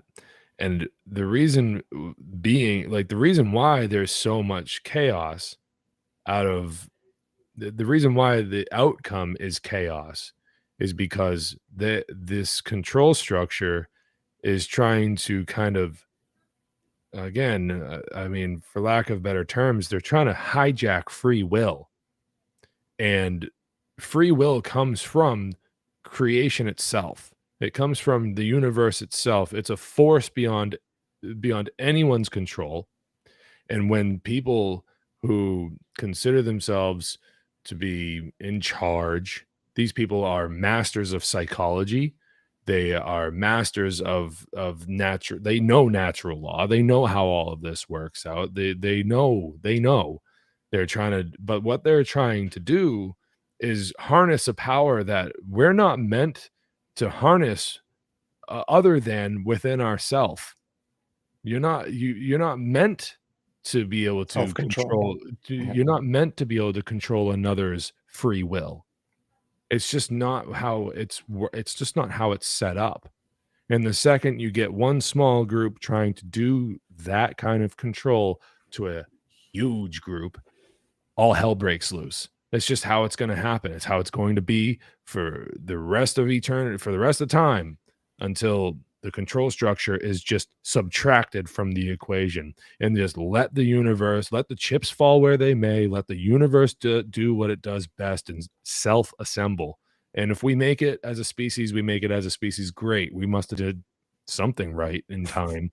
But if we don't, hey, well, I don't know. We didn't work out. We didn't work out. So, spirit will go on. The will of the universe will go on. And I don't know. I Yeah. That's Yeah. why I say oftentimes to my partner, and like, um, unfortunately, things just need to get worse. There needs to be more chaos. There needs to be more suffering. There needs to be more negative, because apparently people haven't learned. They're not learning the lesson. So there's I don't know which way it appears on camera there, but the right hand of God and the left hand of God. Well, the left hand path and the right hand path. One is with alignment with morality uh, and truth, and the other one is in defiance of it. So when you take the path of alignment, well, you're going to get order. When you take take the path of misalignment, disharmony, disequilibrium, incongruence, contradiction to moral truth, well, you're going to get that path of suffering, of the negative, of consequences and chaos that's going to emerge. And yeah, unfortunately, even with the past 3 years, some people, it's still not bad enough. They still have their little relative level of comfort in their little bubble of reality that they perceive as is comfortable enough. Well, it's not uncomfortable enough. The, it's still not enough suffering and pain to get them out of the false reality, the illusion that's been constructed around them through the false narrative and the stories of all the people who sell them imagery and the word symbol magic to convince them that reality is a certain way, that this is the good way, this is the right way. Oh, you need government. Oh, you need these people to tell you what to do. It needs to be this way. And they just keep believing the fear that's sold to them in order to justify the dependence on that authority that they think is going to help them, or either protecting them or saving them or provide them with with beneficial things. They're there to just enslave you, but people think it's the opposite, that they're there to help them. So they're always thinking that they're there to help them, but they're not there to help them. They're there for their own gains. And it's just this big con game of convincing people, yeah, well, this is the democracy, right? You're the majority. Well, we only have our power through your consent, and you are the people. It's we the people who have the power. There's all these people who believe in the delusion of democracy, and that, oh, well, it's us who have the power. We vote them into power, and if they don't do what we want, well, we vote in the next guy. Yeah, but you're just going around in circles, just voting for one guy to the next, and you're not actually getting anywhere, because it's just a game being played against you. Well, this guy's going to promise you this, and then this guy's going to promise you that, and then he does a bad thing, and then, oh, I'm going to switch to the other side, and then, oh, he does, and it's the same game being played, because none of them are actually based in objective morality, and none of them are even caring about objective morality. They're not even, if anyone actually did, maybe they'd actually give a proper definition and say, like, hey, this is what I'm about, and this is what you need to learn in here. But even that, they'd be going from within the system to try to change the system, and the system is inherently corrupt and inherently immoral, so it would be a failure. It would just be, again, like a revolution of just decreasing the level of immorality, taking the pressure off, and then that helps to put people back to sleep. Because then, when it's a point I mentioned in the slavery one, and I'll be talking a bit more, there's like, here's your current condition, this is what your normalization bias is, and everything's fine. And then you have, oh, well, here's a little immorality that came up, and people are like, what's that sticking out? I gotta chop it off. And that's the thing they focus on, is the next level of incremental, gradual immorality, of enslavement, upping up a notch in severity or quantity. And that's what they focus on. Then when they get that win and it disappears and they're back at where they were before, the normal, they're like, oh, I won. Okay, everything's back to normal. I don't have anything else to do. But they don't realize that, well, this is your level of enslavement, and you have all this work to do, and you're just focusing on, that one little blip that came up, and you're attacking this. And as long as it goes back to here was the new normal in COVID, and people just want it to go back to the way it was. Yeah, but there's all this other shit that you're not even aware of. And that's the work we got to do, is like, Yeah. You're enslaved. You don't see it, but all this is all slavery. Yeah, they upped the slavery level up a bit to make you aware, and that contrast of what you perceived as reality, and then it bumped up that contrast that was sticking out. Well, that brought you out of your normalcy bias in a sense, where you got to see something that you didn't want to be there, but now it's there, and then you're attacking that, but you're still not seeing the other occulted aspects of the persistent enslavement that's going on around you. Yeah. And that's why I said, like, the suffering's got to get worse, because some people they're still not getting it. They're still too controlled, and it's like got to really affect them personally, because that's what happened in the past 3 years. When it really affected people personally, themselves, then they got a bit out of their mini-me Satanism, and they got a little bit out of it, and they started to care more about what was going on, really the things they couldn't see before. And it's mostly because, well, that chaos that jumped up, and unfortunately we're going to need more. And if it doesn't work out, then yeah, maybe we're going to wipe ourselves out, or something else is going to happen. And that's the chaos hand, the left hand path of chaos that we're currently choosing in the aggregate through our willful ignorance, which is why ignorance is evil. As a truthism, ignorance is evil, because it's ignorance of the objective difference between what is morally right and morally wrong. And when you don't know that, well, then you're walking on the checkerboard floor, and you don't know if you're walking on the white squares, which is alignment with morality, or on the black squares, which is disequilibrium and disharmony with morality. So you're just creating haphazardly and half-assed in your co-creative process in how you live your life, and the way of life that we lead. So we're just, okay, some things are moral, some things are immoral, but people don't actually know the difference. So it's just a big mess. And that's why the importance of knowing the objective difference. So you can choose, well, I'm only going to step on the white squares, and like the first degree tracing board, I'm going to get to that ladder, and then I'm going to climb that ladder and get to a more self-actualized version of myself, with that generative principle of care, by caring about moral truth. And then as more of us get that onto that process, well, then the reality will change in better ways, properly, through that moral education on that foundation, which is what Ma'at is in ancient Egypt, the principle of it was the concept of in one of the creation myths, it was Ma'at was like a plinth. That's one of the symbols there. It's a plinth. You know, at the Corinthian pillars, there's like a plinth sometimes, or one of the pillars. You put things on it, and that's like your foundation. Well, that's what Ma'at was. There's like the foundation, and then the earth. I think it was in the one for Ptah, the god Ptah, the creator god, because they have a bunch of different ones. There's like Ptah in some regions, and then there's like Ra, Re. So they have like a bunch of different like competing like projections of the ways they attempt to reflect what's in reality or reflect what's in themselves, externalize it, project it, anthropomorphize it as God. So they had different versions, but I think it was in the Ptah one where Ma'at, anyways, I could be mistaken of which one it was, but Ma'at was the foundation. Then he needed something in the void of the darkness, the abyss of nothingness. He needed something to create the world onto. So Ma'at was the foundation to put the world, to create the world on. So Ma'at came first before the world, and Ma'at is the representation of morality, of reality, of truth, of righteousness, of justice, of order. And that's what has to be our foundation in our lives for us to use as our launch pad for when we're going to create in certain directions in life. We're always standing on morality, truth as our foundation in order to direct our actions. And the other ways you could look at it as well. You have to be under the authority of morality, ma'at, natural law, however you want to describe it. We have to be under it in our authority. We have authority over ourselves and over no others. And what's above us is the natural authority, reality, existence, truth, nature, ma'at, morality, and we're under that. And the corollary symbolism is, well, that's what we got to have on under our feet in order for us to walk on and stay on that path and launch ourselves forward when we envision things in the future that we want to do and then act them out through our choices and our decisions. We always got to base it on that foundation of ma'at, of morality.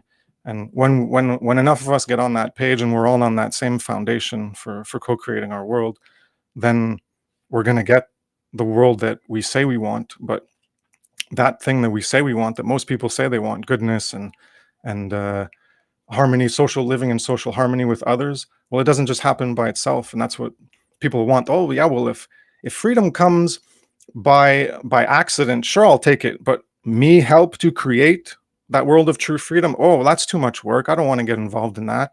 I don't care enough about that. Well, if it's freedom, true freedom that's just gonna happen, well then, yeah, I'll accept that. But are you willing to do the requirements, fulfill the requirements to actually make that a reality?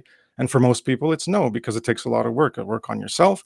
And then afterwards, doing what's termed as the great work, which is influencing others to change. And that's the only way you're going to get other consciousness to be on the same moral level, is by getting them to understand the same thing. And that it takes a lot of work. And you do have to sacrifice, as Passio has mentioned many times, that you have to sacrifice a lot of things in your personal life. And I did it for one part. That's why I put out a lot of content in the first 3 years, in 2014, 15, and 16. Those were my like major big years, because I was alone.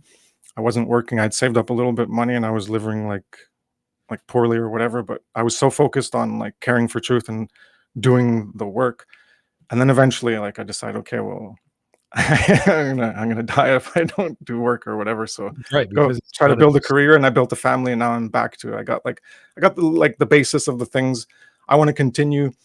My hope is like my son to be is, I'm gonna have a second son in July, and maybe I'll have like a 1-on-2 chance of one of them continuing the great work. I have more of a chance of getting them to do the great work than like maybe trying to get some random person to do it. So I view it as a multi-generational effort of trying to get this foundation of morality established in society and as many people as possible. And this great work is such a daunting task for so many, that if you can get children to understand the importance of truth at such a young age and then carry it out through their lives, then maybe you have a greater chance at succeeding in turning them into a voice of truth to combat the voice of falsity out there, and eventually having more people putting out the voice, creating content, explaining things, getting more people to understand. So for me, it's like a multi-generational great Yeah. work endeavor that I'm getting into.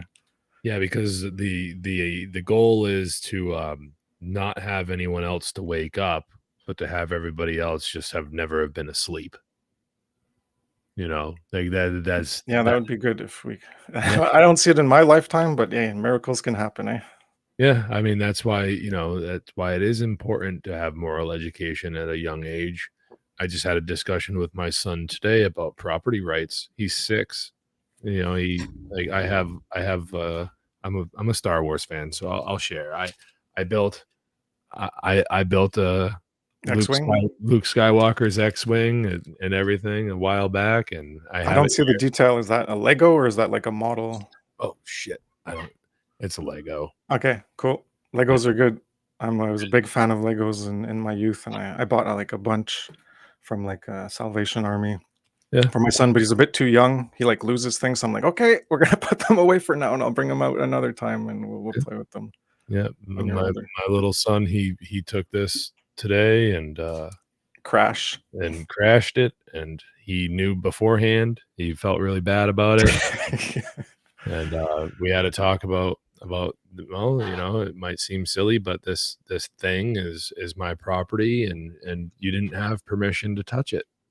And my body, just like your body, my body, uh, your body is your property. If someone comes up to you and starts touching your body, you say no.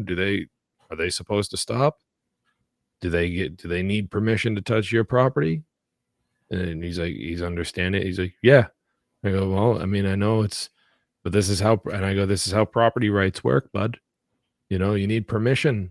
You need consent. You need to have voluntary consensual relationships with people. I mean, I'm using different words, but I know 6, what you mean. Yeah, yeah. so it's just like this is it's one thing to do a podcast or to do presentations, which are phenomenal. I don't want to discourage anybody from doing it, but it's a completely different thing to actually like be forced into and by your own means forced, because that's what being a father is. I mean, you see this. Assume the Yeah, responsibility. Yeah. you assume exactly. You assume the responsibility because, it's the right thing to do. And that is a healthy form of force where you see like that it's the right thing to do, and it's like it's a powerful thing like pushing you along. That's what I mean by force, not like somebody just like stuffing you into a box or something like that kind of force. That's not what I mean. I mean it's like a wind in your sails type of force. And that's like that's some real heavy duty great work, of bringing cr- being a participant in the creation of life and a new generation of these things called human beings. Like that is a serious responsibility, and knowing what we know, it's not even it doesn't make it easier. And like but that's like that is where some of the great like that is where some of the most immense amount of responsibility in terms of like moral education and taking care of the species is if you're going to be starting to create more of these creatures called humans, and like if you're participating in that action, you better have your shit together. Not enough people respect that. There's not enough actual adults having children. There's too many babies having babies, and like that's a big problem. But I'm okay. I'm here to help people learn, But I mean,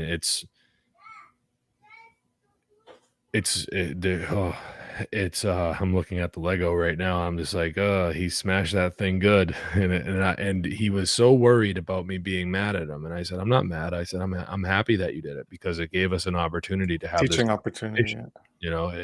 It's now we get to have this talk. We get to talk about hey, that's my thing, and it's like it's a way uh, for there to be some sort of relation between concepts. and something that, he knew he wasn't supposed to do it. He did it anyways. And he's like, "Oh, I did the wrong thing." And it's like, "Yeah, you did, but it's okay. It's a Lego." But this Yeah, is that's a good thing that it is a Lego. As long as you find all the pieces, you can just build it back up. It wasn't like a model that you made that like it shatters and then you're like, "Oh no, now it's really broken." yeah, I mean, but like it's the point being is like you described your situation back in the teens, and it didn't sound to me, and from hearing the words that you said, it sounded like you were leaving your own personal health by the wayside, your own personal, and this is where like you do have to have a little bit of it's called self-respect, and where you have to like take care of yourself, but not solely take care of yourself. You do it for the betterment of everyone else around you, and like that's primarily where the great work takes place, is like in the physical realm. And like then you gain knowledge and you understand things, and then you can come into like a digital space and start making presentations and podcasts and stuff like that. But if you're not taking care of yourself in the real world, you're not really doing anything of any substance. You're not really doing anything of any good. You're not helping anything. You're just talking shit on the internet and bitching about things on the internet. You actually have to do stuff. Like, you actually Yeah. have to do things. You have to help people around you, not just, I mean, how many people do we reach with our content? It's great. I wouldn't discourage anybody from listening to Kris's work, and I really love seeing the people that listen to mine, but the real shit takes place and like the people that I can influence, especially being a father. I don't know. I'm happy. I do like I I relate with you because like I look back a few years of like my son being 3 and that story you told about. I'm just still chuckling about that, but it's awesome. It's one of the best feelings in the world. Yeah, you get to see the development of a human, of Yeah. like what all humans likely You go through, you know? You see you go, that I did it. progression. Yeah. And you look down at the little guy and you're like, I did that. And it's like for me, Or you could have been worse. You're like, I could have been worse than that. You don't remember, but yeah, I mean, for me personally, that's when my son was born and I saw my wife give birth to my son. That was the moment where I saw a human being, a little miniature human being come out of the body of another human being. And I was like, "Oh my God, miracles can happen. Creation is real. Like God is real. Like these things are like it's like whoa." And I was like ecstatic for the future for like the first time in my life in a very, very long time. And I was happy about taking on the responsibility because it gave me like a second wind at life. And that was when I really started, really reflecting and trying to do better. And it's like this is the reason why it's so important to think of the future and not to think of yourself and to be so selfish, this satanic mindset that I was in previous to 2016, that many other people are in even to this day. See, it's not just about us. Sure, we're existing right now in this moment, and we existed in all the moments before. But there's also this little thing called the future that I like to refer to. And we're going to exist then, hopefully. And at least, I exist now. I'm going to exist tomorrow. What am I doing now? Present moment awareness. What am I doing now that's going to affect the future? This is a big part of morality, where you understand cause and effect and you have a little bit of foresight and you apply that and you go, hey, these actions, they could cause harm. Do I really want to take these actions? And if I do cause harm, am I prepared to take on that karmic debt? Am I prepared to deal with the consequences of my actions?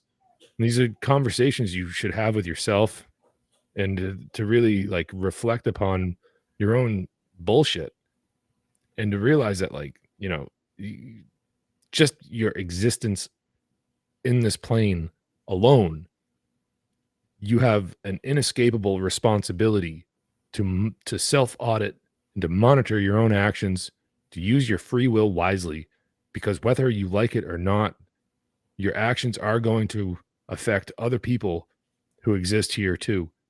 And you don't have the right to do harm. You don't have the right to go out and willfully do violations upon other people. You just don't. You never will. You never have. It doesn't work that way. And this is, in my opinion, one of the leading causes to the pain and the suffering that goes on every day, everywhere you look. People's they're not willing to consider the future. They only care about today. And with that, I don't know. I guess my rant is over. Yeah, that's the I guess the negative side of it's important to have present moment awareness. Like you have to be aware of where you are, the conditions you're in, the circumstances, and you have to be present. You can't just be obsessing over the past or worried about the future. But as I've also put, this was an important part in some of my last work in 2016 or 2015 was the importance of the future, because that's where our vision is we're looking towards what we're going to do next, when we're walking somewhere, we're going on a journey. Well, it's all about that destination of what we're trying to create, and that's all about future. It's something that isn't here right now, otherwise it would already be here and we wouldn't be trying to create it, because it would already be here. It's not a destination we're going to if we're already there.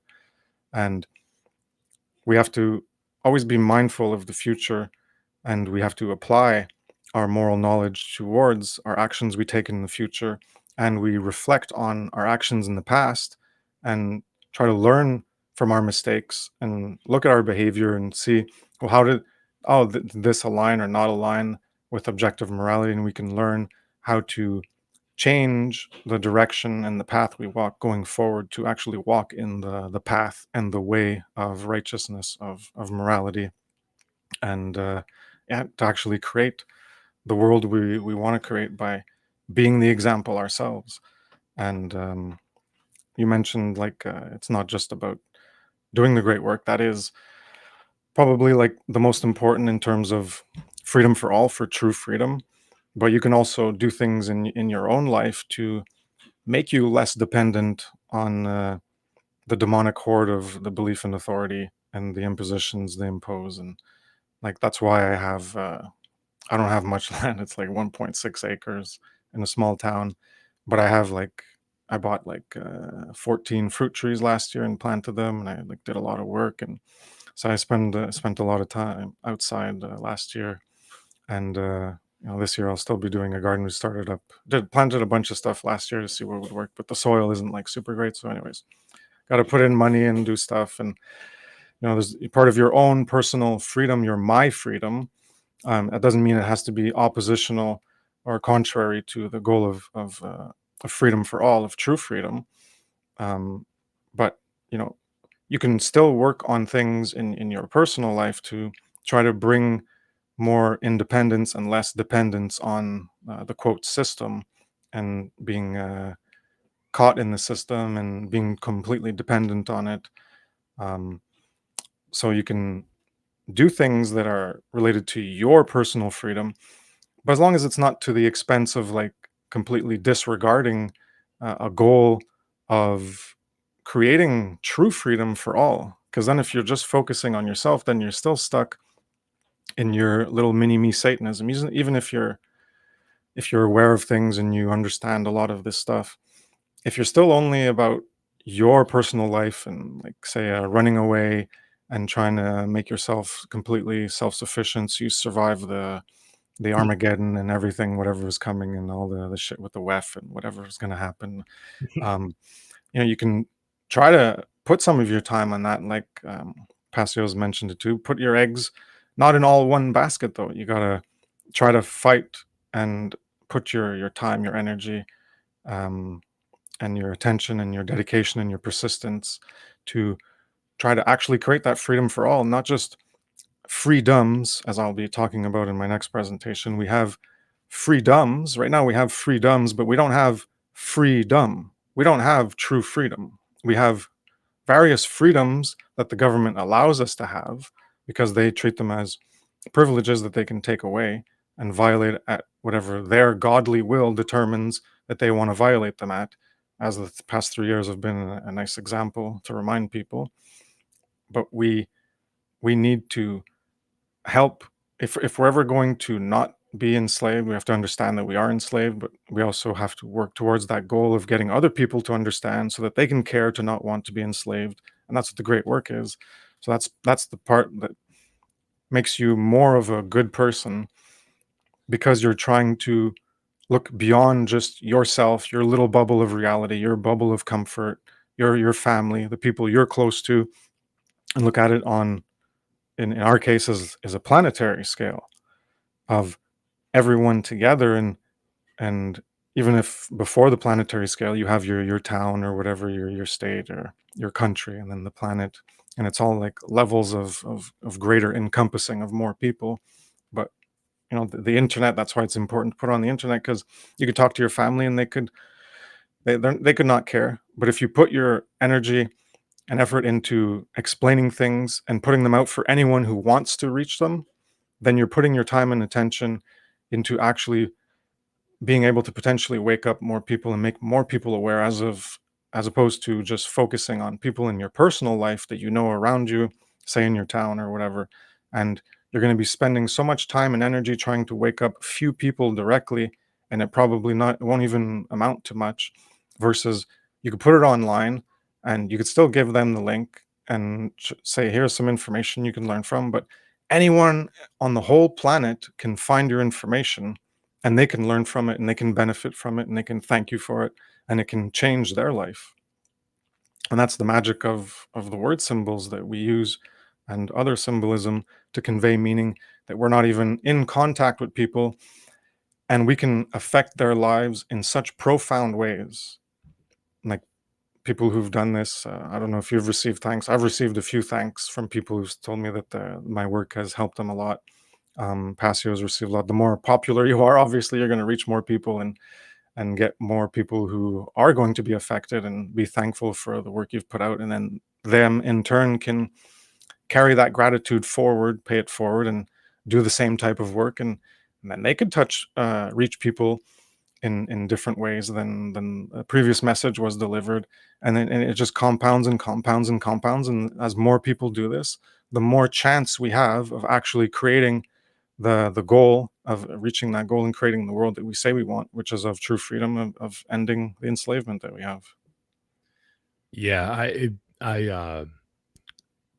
I want to encourage anyone that understands this information. I want to encourage, not anyone, I want to encourage everyone who understands this information to start making a podcast, start writing a blog, get a website. That's why I try my best to pay it forward and get people aware of Mark's course, because it truly is, it is a very well done course, and it can really help people gain the confidence that they need if they don't think that they can do it, to get their butts in gear, to get out there and do it, and to put the information that they've the knowledge that they've gained into the digital space, because this is how information is exchanged, and this is the modern day way of exchanging information to the greatest amount of people possible. However, I mean, there does come a point where you have to really do some self-reflection and understand, and whether or not you're at a point in your life where you should be doing it in the digital space. Like, you can't. All I'm gonna say is that recently I've I've had run-ins with people recently who seem to think that the only thing that mattered was making content. that's not correct. And these people thought that they were doing the great work. They were also incorrect. That you see what I'm getting at, Chris? Is like this is a that's a little bit of an ego trip problem. And I'm not getting likes. I'm not get it's like, who cares? Yeah, it doesn't matter. Uh, Just put it out there if you I've have the knowledge. And Yeah, I've received emails, people thanking me, and oh my God, does my heart just swell with just like, oh, I reached somebody. yeah, it feels good. Like you It's helped someone Yeah, actually like improve themselves and they yeah, bettered their lives. It's wow. Like yeah. wow, you know. And it's like it's like if it's only the one person, Then then it's that one person, that yeah, even that one is one person, and yeah, that's an amazing thing that anyone can do. Even yeah, if it's just one, it's amazing to even be yep. able to do that for one person just by you speaking or trying to get that understanding out there, and it helps one person. That's amazing in itself. Yeah, and you know what? I might have only reached one person, but maybe that one person's the person who knows how to reach a million people, and it's like awesome. And I don't need the credit. I'm not looking for it.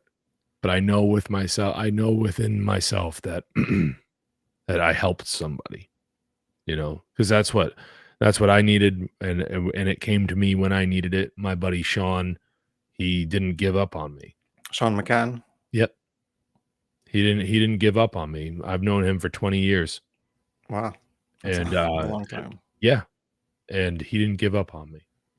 And he kept going, "Hey man, look at this. Hey man, check this out. Hey man, look at this." And I thought, "Oh, I'm busy. I'm doing whatever." And I was just like really angry, really depressed, all these really just terrible emotions all at once. And he was there for me, and he was like, "Hey, check this out." And I did. And yeah, I mean it changed my life. You know? Absolutely. Did And you get that inner awakening of like care for truth that gave you greater meaning and purpose and made you more alive? Because that's the way I've described it. Is it yeah, actually made me alive? To feel more alive than you've ever felt was when you have that awakening of the flame, that thing that's just a spark in all of us, the core of our being, that that finally gets ignited to some degree, and you're like, and you like you come alive. I don't know if you've had the same experience. it made me feel like it made me feel like there was a healthy outlet for my anger, and that I could actually do something, and that I wasn't a piece of shit, and that not all, and on top of all that, personal feelings aside, that not all hope was lost, and that there was something worth fighting for, a future worth fighting for, and it set my it set my mind at ease, and it was what I needed at the time. And it's been a hell of a I've been really just like through Passio's work and Richard Grove's work, and even Sean's work, and a few others, and I'm not joking, but I've like really been listening to these people's works, and when it comes to like the moral behavior aspects of it, and the teachings of like natural law, as somebody like Passio would put it forward, and everything. It's like I have been hearing about these things my entire life. Um I've been exposed to these things literally my entire life, and I was taught the golden rule at a very early age, and it's just like, for me personally, it just seems that the the problems that I lived through, and again, I know this isn't a therapy session or anything like that, but it's more just an opportunity to kind of like give people somebody to kind of relate with. And um it, it's really just about the the kind of things the metaphysical things that I was taught, bringing that knowledge into the physical world, the things they didn't jive. They didn't go together very well. And I said, wait a minute, I've been taught all of these things about the golden rule. Do no, don't do like. I remember being like 4 years old, and my mother would tell me, "How would you like it if someone did that to you?" That's the golden rule. That's what that is. And then it's just like, okay, I wouldn't like it if someone did that to me, so I'm not going to do that to other people. And then you grow up and there's just this thing called government, and they just, you steal everything from you. And it's like, wait a minute, But they're good. but It's I the came, good kind of stealing. I came to a conclusion at a very early age, and it sparked outrage within me.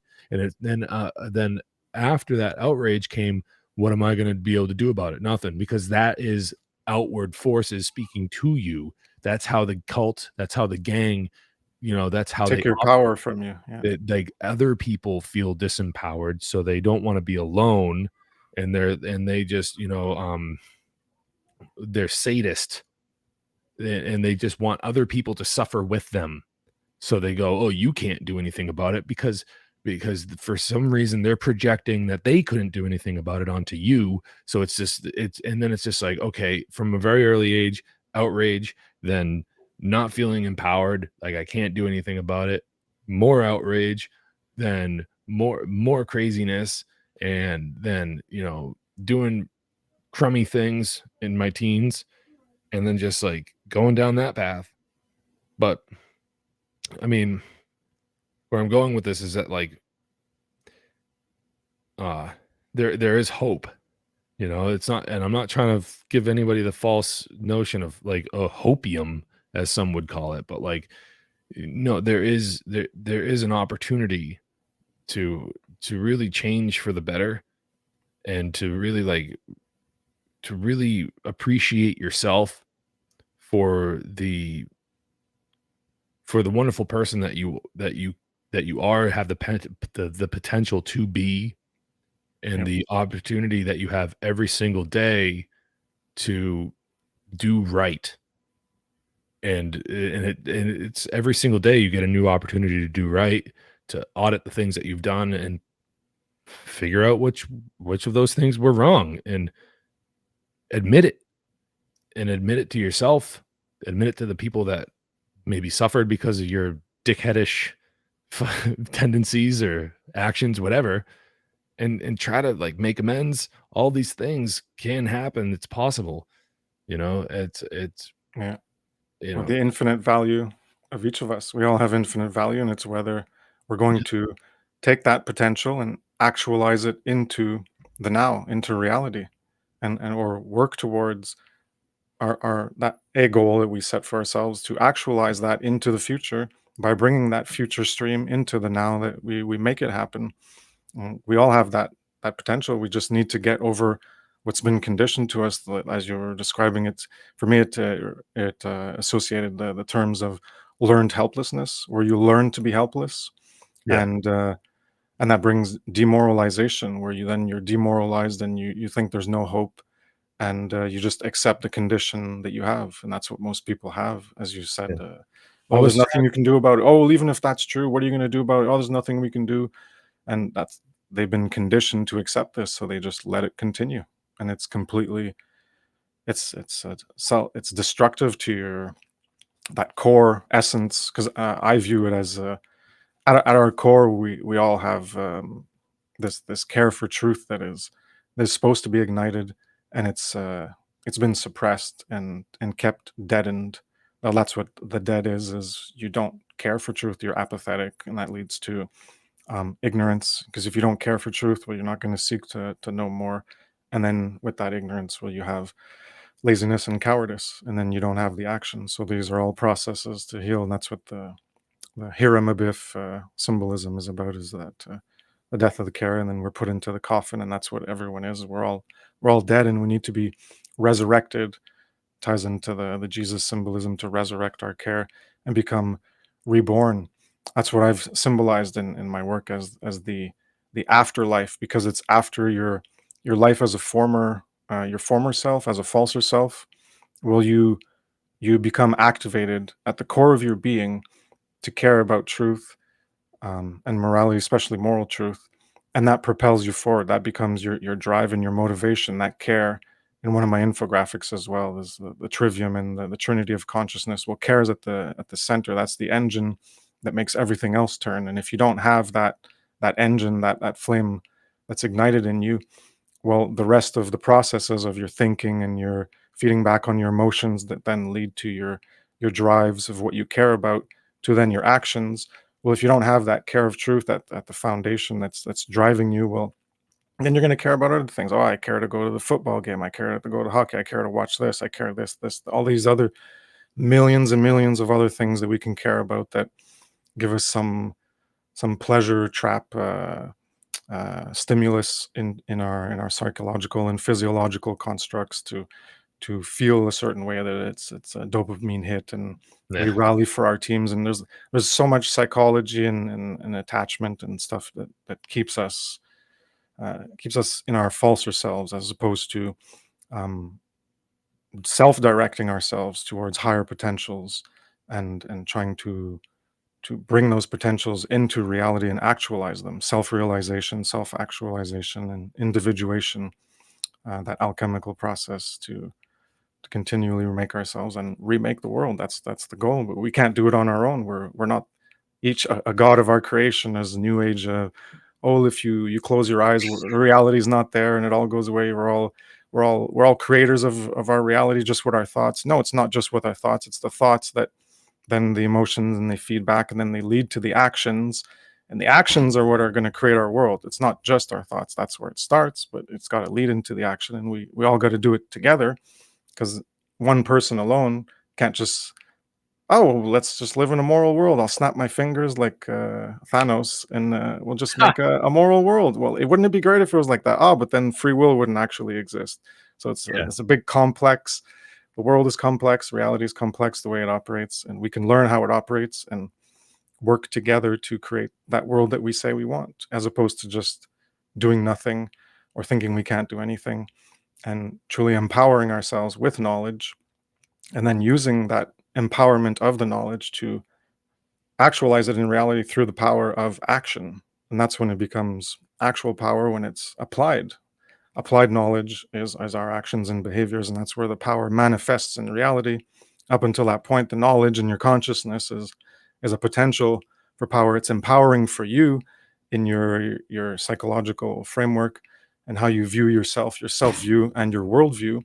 It can be empowering to get you to eventually engage in the power of your actions to do things in the real world that can affect other people and improve their lives, and then in turn snowball, and everyone's lives eventually potentially gets improved, and we get rid of this nasty enslavement system. The overarching like message of all like teaching people about natural law, and morality, the laws of behavioral consequence, really can be summed up, and it's like it's self-help. It's empowerment. It's to say that one person really can make a difference. And yeah, you've been sold a bill of goods. You've been lied to your whole life. If you've been told in your life that oh, you're only one person, what are you gonna do? One person can do a whole lot. I mean, we've been really singing his praises this evening, but just look at what Mark's done. He's You know, touched a lot of people and he's inspired a lot. Yeah. he's one guy. He's one guy. Richard Grove is one guy. Of James Corbett, one guy. Like these guys, they're all just one guy. Like individually, they're not all three of them one dude. but like that's the point. Is like having the understanding of morality and the immorality that we're surrounded by, and standing up and saying, you know what, no more. All it takes is one guy to do that, and other people go, oh, I can do that too. Oh wow, yeah, no, he's right. This is crazy. This is unacceptable. Yeah, yeah, yeah. I'm gonna say no too. And like that's all it takes is one person. That's all. Oh, and by the way, Thanos, he could have snapped his finger, and instead of getting rid of half the population, he could have created twice as much food. So that's what I gotta say about that. That was a Yeah. fucking He psycho. he fell under the conditioning of our society to quell and like destroy and suppress our imagination so that we can't imagine any other outcomes than like false dichotomies of, well, it's either this way or that way. There's no other third or fourth or fifth or 10th or 100th possibility. No, it's only this or that. Oh, well, I got to do it this way because the alternative is that. No, you could, like you said, that was a good third option he could have Yeah. done. And, I mean, honestly, like, that movie was just a big propaganda for depopulation anyways, Too many people. There's too many people, you Yeah, know what to I make you root for the evil guy. Oh, Yeah, well, that's he's actually doing something good for yeah. humanity. Maybe that Thanos purple guy's got, maybe He's he's got a got good idea. Let's yeah, follow him. yeah, he's got a point. Meh, Disney. Meh. You know what I mean? So it yeah, I don't know. It's been 2.25 hours. What do Yeah, you say? This was all a good. this this was a great one, Yeah, you know? I really appreciate your time and attention this evening, Chris. I know thanks for having me. you like to give that send off at the end of some of your presentations. You acknowledge people's time and attention. Yeah, I always appreciate hearing that come from you because it's something I've taken a liking to say to my audience as well. I like to thank them for their time and attention. I like to thank you for your time and attention. And so other than the what you've already told us, what do you have what do you have planned in the future? You got anything big ideas, big aspirations for the future to look forward to? um, Something that keeps you going other than just, the phenomenal presentations that you put together and your very well your website is awesome too. I really like the stuff that you do. But what else? You know? thanks a lot. Um, trying to, I don't know. I guess survive whatever's coming, whatever they're gonna throw at us. Trying to make it through that, and still try doing the work to try to educate people and make more people aware, and just hoping that more people learn, and eventually we over the generations, like maybe maybe it'll happen really quick, but I just see it as like this is like really long ways away. The goal is going to be reached, and because it's going to take more people. But as Passio mentioned early on, or later, that his early expectations were by this time, I guess it was in 2019 he said it, or maybe in 2017 or 2016, before he took went off his podcast there. But he was expecting what, like a million people to be doing the same level of work that he was at, or better. And every time I'm like, yeah, but, like, Mark, you have it at such a high level. For people to take it to your level is already something, and to go higher than you, well, how are people going to go higher than you? You've read like 1,000 books or something. Like, it takes so much time. No one has dedicated as much time to learning and reading so much to coalesce all the information, and maybe we can present it better. But he's done such a great work, so it's he sets the bar high. But we can always try to improve ourselves, and it's always a progression. That's why anyone, like, that's how I started. I was like, well, my goal is to put his information out in maybe more detailed way, and with my own method of explaining it. And that's what anyone can do. Like, if you don't know where to start, just take anything. Like, obviously go through Passio's work. That's what I always want people to do. That's like, everyone's got to do that. So you take something you like, say you want to talk about order followers. Well, take what Passio talked about and then write about it. And all you have to do is start with that. And then as you do more, it'll snowball. Like, I started just with like taking his first few shows, and that's what my first 10 or 12 articles were on, whereas on like his first 10 podcasts. And then after that, then like, what teaching is the one of the best ways of learning. Like, people who do the teaching know this, that when you learn it from someone else, okay, you learn it and you absorb the information, but it's when you start to teach it that you really get like a greater depth and definition, because then you're forced to have to bring up all those specific points in order to get someone else to understand it. and you might have only heard it cursorily and absorbed the information, but to actually put it back out there, it takes a lot more effort and it takes more time and energy and attention and dedication. But when you do that, you're gonna start making, like, more connections are gonna be made in your consciousness, and you're going to find avenues of things to talk about that maybe Mark doesn't talk about, or whoever other people you're listening to. There's going to be other things that that you've learned about, and they're all going to start to connect more and more and more as you go and you build. That's what happened to me. That's how I've done some original presentations with infographics or things that I've talked about that other people might not have talked about, because you're building off of previous information and you're building new connections. And so, just what I'm getting at is, just start somewhere. Start with some topic that you like, whatever. So if it's related to morality, it's a great topic to talk about, whatever it is, like authority or what morality is or property or anything. Yeah. Pick something, anything, and just start talking about it, and then it'll grow. And as you grow, you'll have questions and ideas, and it'll go into your own thing, and it'll make your own unique thing. And the point is to just start, and that's what you got to do. You got to kick yourself in the ass. You just got to start. And obviously you got to have a certain amount of information amassed yourself there to be able to talk about something. But after you've been learning and learning, and especially if you go through all of Passio's podcasts, well, you'll have a lot of information that you can go pick from. You're like, oh, I'm going to go to this podcast and this podcast. Oh, they'll talk about this. Oh, I got to go there, refresh my memory. And then you can just write about it, or do vidcasts or podcasts and audio or whatever. And then it grows. It grows. You got to start somewhere, though. Yeah, I mean, one man can make a huge difference, but the entire burden can't fall upon one man's shoulders. So that's Yeah. the message there. And it just to have said it. I mean, the information doesn't belong to Mark. So No one owns truth. Yeah. No one owns Right. knowledge. You can Right. be the purveyor of it, and then other people can take it and repeat it.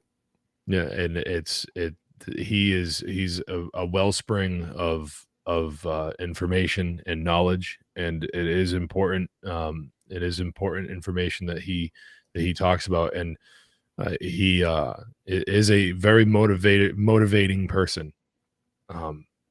If you can really hear what he's saying, he's a very motivating person. Oh yeah. So and Well, I wouldn't be here without him yeah, and doing this anyways. yeah, I'm thankful for him, and I wouldn't know about him if it weren't for Sean. So it's Sean's fault. That's a good fault to have. Yeah, I was just making a joke. Sean will get it. It's all your fault, Sean. But yeah, I mean, yeah, that's gonna do it, I guess. Kris, Sounds good. you're welcome back anytime, man. Anytime you have anything you want to get out to more people, you can always come back and hang out with me for a while, and we can talk some more. I'm excited to Sounds good. Yeah, I'm excited for the rest of your presentation series of natural law. Do you have a schedule for that, or is it No. okay? I have a full-time job and other that's stuff your going on, your but family? Yeah. yeah, maybe part 3 next weekend. I'll have time because I still gotta get the time, and hopefully not be interrupted by the little one and everything. And then once I have that recorded, yeah, I get it out. But I still got to do infographics and all Right. the slides and everything, and that takes work. And then I gotta do the time to talk about it all. Right.